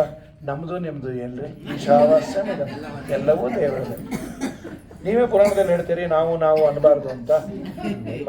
ನೀವು ಯಾವಾಗ ಯಾತ್ರೆ ಹೋಗ್ತೀರಿ ಹೇಳ್ರಿ ಅಂದರು. ಯಾಕೆ? ನಾ ಬರದೇ ಇರೋಕ್ಕೆ. ನೀವು ಹೋದಾಗೆಲ್ಲ ನಿಮ್ಮ ಜೊತೆಗೆ ಬರ್ತೀನಿ ಅಂದರು. ಹೀಗಾಗಿ ಹನುಮಂತ ದೇವರು ಅದೇ ಬೆಂಕಿಯನ್ನು ಏನು ಮಾಡಿದ್ರು, ಟಾರ್ಚ್ ಥರ ಹಿಡ್ಕೊಂಡು ಇಡೀ ಊರನ್ನೆಲ್ಲ ನೋಡಿಕೊಂಡು ಬರೋದಲ್ಲದೆ ಇಡೀ ಊರಿಗೆ ಬೆಂಕಿ ಹಚ್ಚಿಬಿಟ್ರು. ಮತ್ತು ರಾಮಚಂದ್ರನಿಗೆ ಮಂಗಳಾರತಿ ಮಾಡಬೇಕಾಯ್ತು. ಕೆಲಸ ಎಲ್ಲ ಮುಗಿದ ಮೇಲೆ ಭಾರದಲ್ಲೇ ಗಂಟೆ ಇತ್ತು. ಮಂಗಳಂ ಶ್ರೀರಾಮ ಚಂದ್ರರೇ ನಿಮಗೆ, ಮಂಗಳಂ ಭೂಪುತ್ರಿ ಚರಣಂಗಣಿಗೆ. ಮಂಗಳವೆನುತಲೆ ಮಂಗಳವನ್ನು ಹಾಡಿ ಹತ್ತಿತ್ತು. ಆ ರಾವಣ ಗಡ್ಡ ಮೀಸೆ ಎಲ್ಲ ಹತ್ತು ಇಡೀ ಊರೂರು ಸುಟ್ಟು ಬೂದಿ. ಅಕ್ಷಯಂಕರಮಾಯಸ್ಮಿನ್ ಪರೇ ಸರ್ಪಿತಂ ಪ್ರಕ್ಷಯಂ ಯಾಂತಿ ದುಃಖಾನಿ ಯನ್ನಾಮತಃ. ಅಕ್ಷರೋ ಯೋಜನ ಸರ್ವದೈವಾಮೃತ ಕುಕ್ಷಿಗಂ ಯಸ್ಯ ವಿಶ್ವಂ ಸದಾ ಜಾಧಿಕಂ ಪ್ರೀಣಯಾಮೋ ವಾಸುದೇವಂ. ದೇವತಾ ಮಂಡಲ ಖಂಡ ಮಂಡನಂ ಪ್ರೀಣಯಾಮೋ ವಾಸುದೇವಂ. ವಾಯುದೇವರ ಮುಂದೆ ನಾವು ದೀಪ ಹಚ್ಚಿದ್ರೆ ಬಾಲಕ್ಕಲ್ಲ, ನಮ್ಮ ಕಷ್ಟಗಳ ಕಾಡಿಗೆ ಬೆಂಕಿ ಹಚ್ಚುತ್ತಾರೆ. ಈ ರಾವಣಾದಿಗಳು ಅಂದರೆ ಕಷ್ಟದ ಸಂಕೇತ. ರವ ಅಂದರೆ ಶಬ್ದ, ರವ ಅಂದರೆ ಶಬ್ದ. ರಾವಣ ಅಂತ ಅವನ ಹೆಸರೇ ಜೋರಾಗಿ ಅವನು ಕೂಗಿದ್ದ, ಎಲ್ಲರ ಕೈಲೂ ಕಿರಿಸಾಡ್ಸೋನು, ಎಲ್ಲರಿಗೂ ಸಮಸ್ಯೆ ಕೊಡೋನು. ಸಂಸಾರದಲ್ಲಿ ನಾವು ಕಿರಿಸ್ಲಿಕ್ಕಾಗಲ್ಲ, ಏನೇನೋ ಸಮಸ್ಯೆ ಇರುತ್ತೆ, ಏನೇನೋ ಹೇಳಿಕೊಳ್ಳಬಹುದಾದದ್ದು, ಹೇಳಿಕೊಳ್ಳದೇ ಇರುವಂತಹದ್ದು. ಈ ಸಮಸ್ಯೆಗಳೆಲ್ಲ ಪರಿಹಾರ ಏನು ಅಂದರೆ ವಾಯುದೇವರ ಮುಂದೆ, ರಾಮನ ಮುಂದೆ ದೀಪ ಹಚ್ಚಿ, ಅಪ್ಪ ಹನುಮಪ್ಪ, ನೀನು ರಾವಣನ ಪುರವನ್ನೆಲ್ಲ ಸುಟ್ಟು ದುಷ್ಟರನ್ನೆಲ್ಲ ನಾಶ ಮಾಡಿದಂತೆ ನನಗೆ ಬಂದೊದಗುವ ದುಷ್ಟ ಶಕ್ತಿಗಳು ನನ್ನ ಹತ್ತಿರ ಬಾರದಂತೆ ಮಾಡಿ ಸುಜ್ಞಾನದ ಬೆಳಕಿನ ಹತ್ರ ಕೊಂಡೊಯ್ಯಿ ಅಂತ ಪ್ರಾರ್ಥನೆ ಮಾಡೋದೇ ದೀಪ ಸಂಯೋಜನಾ ಜ್ಞಾನಂ ಪುತ್ರಲಾಭೋ ಭವೇದ್ರುವಂ ಅಂತ ರಾಘವೇಂದ್ರ ಸ್ತೋತ್ರದಲ್ಲಿ ಅಂತ. ರಾಯರ ಮುಂದೆ ದೀಪ ಹಚ್ಚಿದಾಗ ಒಳ್ಳೆ ಜ್ಞಾನಪುತ್ರ ನಿನಗೆ ಆಗ್ತಾನೆ ಅಂತ. ಇದಾದ ಮೇಲೆ ಸೀತಮ್ಮಂಗೆ ಭಯ ಆಗಿತ್ತು, ಅಯ್ಯೋ ಎಲ್ಲ ಸುಟ್ಟು ಹೋಗಿದೆ, ಹನುಮಪ್ಪನ ಗತಿ ಏನು, ಹನುಮಪ್ಪನ ಗತಿ ಏನು. ಹನುಮಂತನು ಯೋಚನೆ ಮಾಡಿದ, ಪೆದ್ದಾಗಿ ಎಲ್ಲ ಸುಟ್ಟುಬಿಟ್ಟೆ, ಸೀತಮ್ಮ ಕೂತಿರೋ ವನಾನು ಸುಟ್ಟೋಗಿದ್ರೆ ರಾಮಂಗೆ ಏನು ಹೇಳಿ.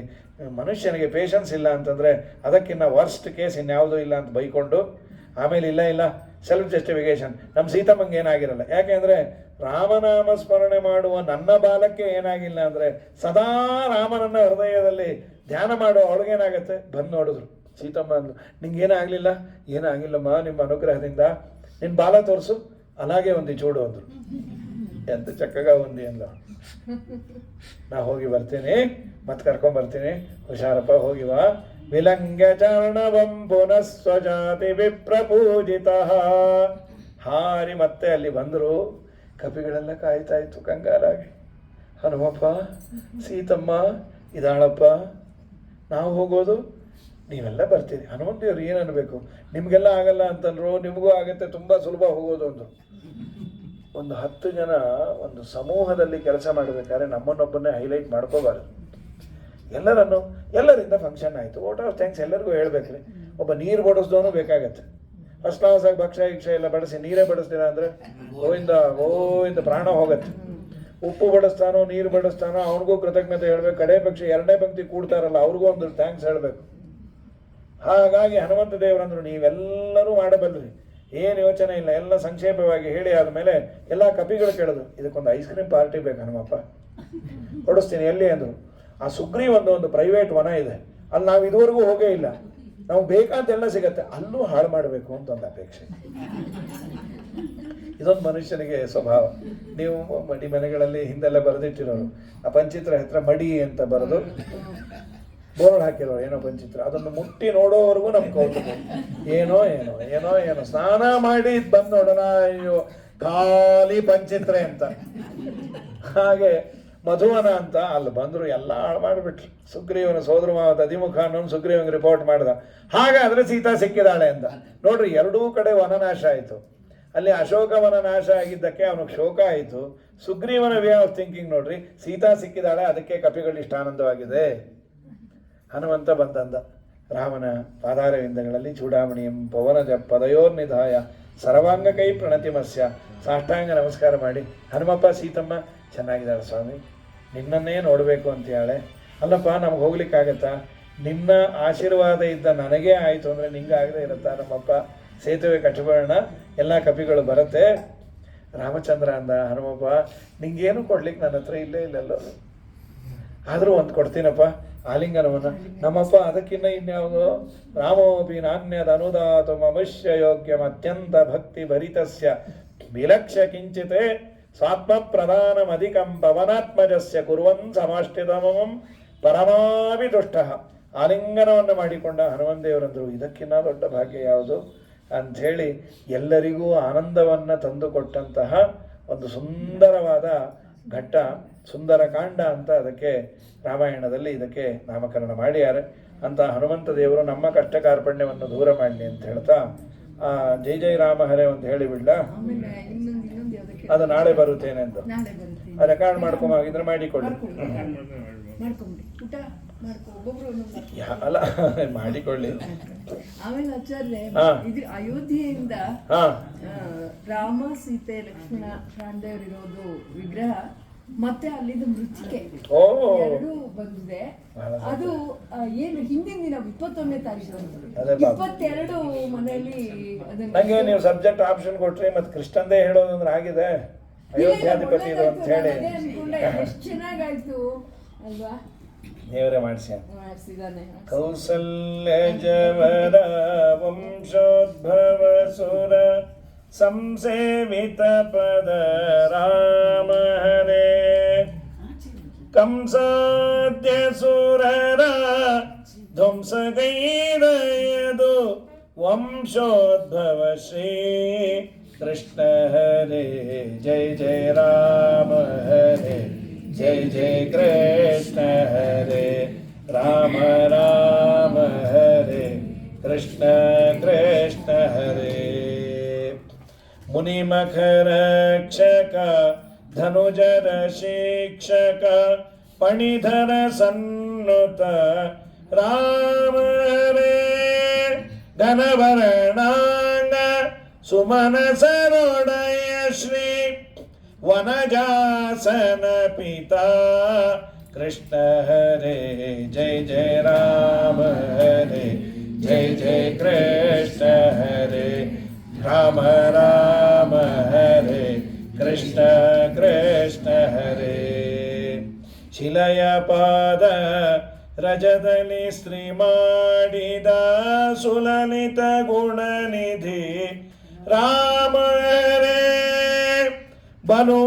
ಬಲುವಕ್ರಾಗಿದ್ದ ಅವಲಯ ಕ್ಷಣದಲ್ಲಿ ಚೆಲುವೆಯ ಮಾಡಿದ ಕೃಷ್ಣ ಹರೇ ಜಯ ಜಯ ರಾಮ ಹರೇ ಜಯ ಜಯ ಕೃಷ್ಣ ಹರೇ ರಾಮ ರಾಮ ಹರೇ ಕೃಷ್ಣ ಕೃಷ್ಣ ಹರೇ ಹರಧನು ಭಂಗಿಸಿ ಹರುಷದಿ ಜಾನಕಿ ಕರವ ಪಿಡಿದ ಶ್ರೀ ರಾಮ ಹರೇ ಸಿರಿ ರುಕ್ಮಿಣಿಯನು ತ್ವರದಲ್ಲಿ ವರಿಸಿದ ಶರಣರ ಪಾಲಕ ಕೃಷ್ಣ ಹರೇ ಜಯ ಜಯ ರಾಮ ಹರೇ ಜಯ ಜಯ ಕೃಷ್ಣ ಹರೇ ರಾಮ ರಾಮ ಹರೇ ಕೃಷ್ಣ ಕೃಷ್ಣ ಹರೇ ಜನಕ ಪೇಳ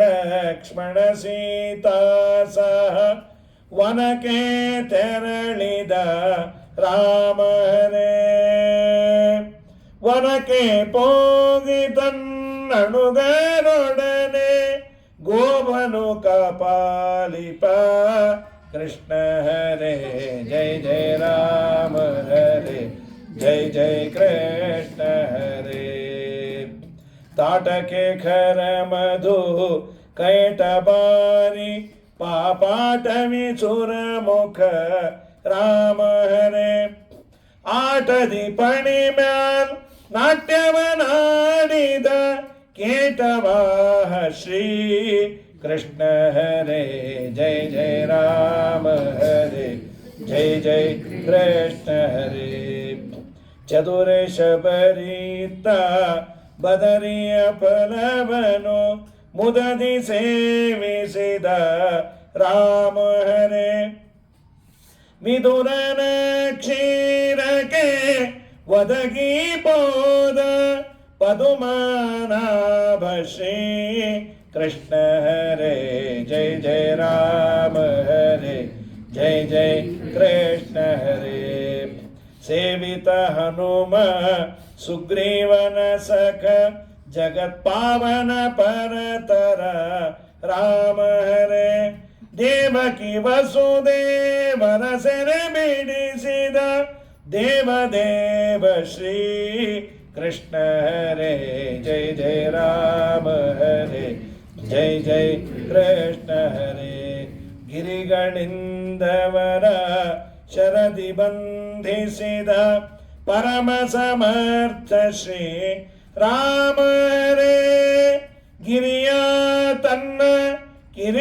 ಕಿರಿಬೆರಳನೆತ್ತಿ ಗೋಪರ ಕಾಯ್ದ ಶ್ರೀ ಕೃಷ್ಣ ಹರೇ ಜಯ ಜಯ ರಾಮ ಹರೇ ಜಯ ಜಯ ಕೃಷ್ಣ ಹರೇ ಖಂಡಿಸಿದ ಶಶಿರ ಚಂಡಾಡಿದ ಕೋದಂಡ ಪಾಣಿ ಶ್ರೀ ರಾಮ ಹರೇ ಪಾಂಡು ತನಯರಿಂ ದಂಡ ಕೌರವರ ದಿಂಡುಗೆಡಹಿಸಿದ ಕೃಷ್ಣ ಹರೇ ಜಯ ಜಯ ರಾಮ ಹರೇ ಜಯ ಜಯ ಕೃಷ್ಣ ಹರೇ ತವ ಕದಯೋಧ್ಯ ಪುರಕೈದಿದ ತನ್ ಸನ್ನುಪತಿಯೊಡನೆ ಶ್ರೀ ತನ್ಯುವತಿಯೊಡನೆ ಶ್ರೀ ರಾಮ ಹರೇ ರವಿಸುತ ತನಯಗೆ ಪಟ್ಟವ ಗಟ್ಟಿದ ಭವತಾರಕ ಶ್ರೀ ಕೃಷ್ಣ ಹರೇ ಜಯ ಜಯ ರಾಮ ಹರೇ ಜಯ ಜಯ ಕೃಷ್ಣ ಹರೇ ಭರತನು ಪ್ರಾರ್ಥಿಸಲರಸತ್ವವ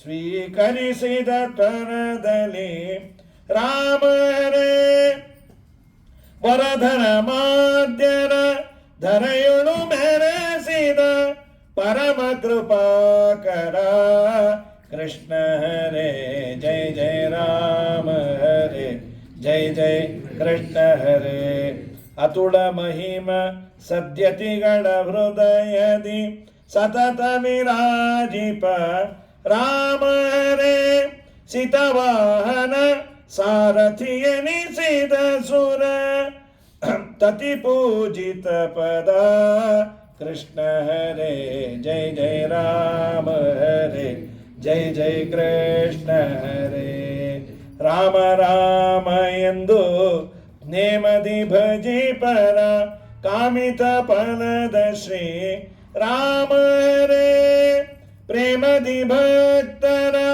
ಪಾಲಿಪ ಶ್ರೀವರ ದೇಶ ವಿಠಲ ಶ್ರೀ ಕೃಷ್ಣ ಹರೇ ಜಯ ಜಯ ರಾಮ ಹರೇ ಜಯ ಜಯ ಕೃಷ್ಣ ಹರೇ ರಾಮ ರಾಮ ಹರೇ ಕೃಷ್ಣ ಕೃಷ್ಣ ಹರೇ ಶ್ರೀಕೃಷ್ಣ ಅರ್ಪಣಮಸ್ತು. ಅದು ಇನ್ನೊಮ್ಮೆ ಹೇಳ್ತಾರೆ, ಆಯ್ತು ಅದನ್ನ ಪ್ರಸಂಗವನ್ನೇ ತಗೊಂಡು ಹೇಳಿ. ಆಯ್ತು ಅದು ರೆಕಾರ್ಡ್ ಇದೆ, ಬೇಕಾದ್ರೆ ಯಾರಿಗಾನ ಕಳಿಸಿರ್ತೇನೆ. ಆಯ್ತು ಇನ್ನೊಂದ್ಸಲಿ ಹೇಳಿ. ನೈವೇದ್ಯ ಆಯ್ತು ಅಂತ. ಆಯ್ತು ಆಯ್ತು ಹರಯೇ ನಮಃ. ಶ್ರೀಕೃಷ್ಣಾರ್ಪಣಮಸ್ತು.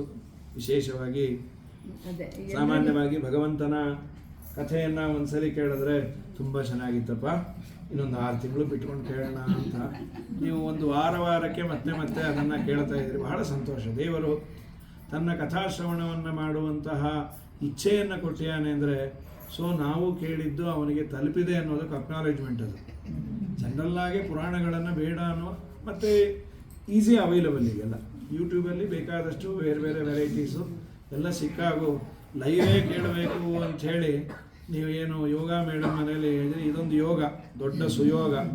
ಹಾಗಾಗಿ ಭಗವಂತ ಕಲ್ಪಿಸಿದ್ದಾನೆ.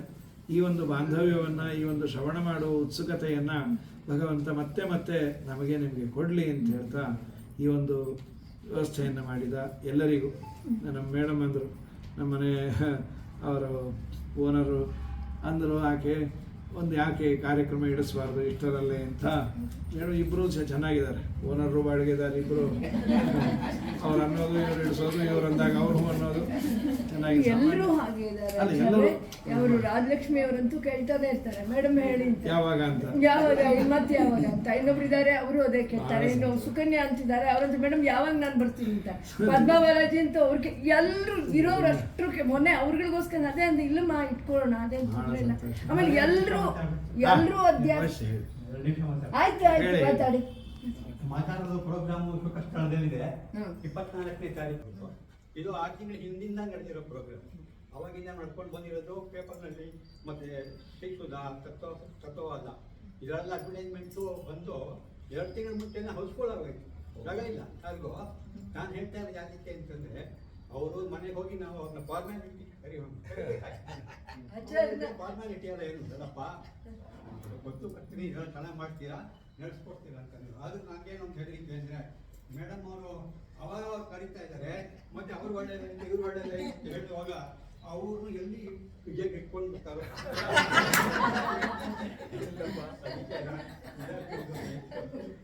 ಸೊ ನೀವು ಪುರಾಣ ಕೇಳೋದಕ್ಕಿಂತ ಇವ್ರ ಮನೇಲಿ ಇರಲ್ಲ ಅಂತ ಗ್ಯಾರಂಟಿ ಮಾಡ್ತಾರೆ. ಮತ್ತೆ 24ನೇ ತಾರೀಕು ಇಟ್ಕೊಂಡ್ಬಿಟ್ರೆ ಆಚಾರ ವಿಷಯ ಎಲ್ಲಿವರೆಗೂ ಹೋಗಿದೆ ಅಂತಂದ್ರೆ, ನಮ್ಮ ಫೈನಾನ್ಸ್ ಮಿನಿಸ್ಟರ್ ನಿರ್ಮಲಾ ಸೀತಾರಾಮನ್ ಹೌದು ಅವ್ರ ಕಿವಿವರೆಗೂ ಬಿದ್ದಿದೆ. ಯಾಕೆಂದ್ರೆ ಅಲ್ಲಿ ಅವ್ರ ಡಿಪಾರ್ಟ್ಮೆಂಟ್ ಕೆಲಸ ಮಾಡ್ತಾ ಇರೋ ಒಬ್ರು ಅಲ್ಲಿ ಬರ್ತಾ ಇದ್ದಾರೆ. ಸುಧಾ ಅಂತ ಒಬ್ರು ಇನ್ಕಮ್ ಟ್ಯಾಕ್ಸ್ ಡಿಪಾರ್ಟ್ಮೆಂಟ್ ತುಂಬಾ ಬೆಂಗಳೂರವ್ರು ಮೂಲತಃ ಅವರು ಬೆಂಗಳೂರು ಅಲ್ಲಿರ್ತಾರೆ. ಅವ್ರೇನೋ ಸೀತಾರಾಮನ್ಗೆ ಹೇಳಿದ್ದಾರೆ ಅಂತ ಅಂದರು. ನೋಡಿ ಇಲ್ಲ ಇಲ್ಲ ಇದೊಂಥರ ಲೀವ್ ಕೊಡ್ಬೇಕಲ್ವಾ ಪ್ರೋಗ್ರಾಮ್ ಟೈಮ್ ಮಾಡಕ್ಕೆ ಅವ್ರು ಲೀವ್ ಕೊಡ್ಬೇಕಲ್ವಾ. ಹೌದು ಹೌದು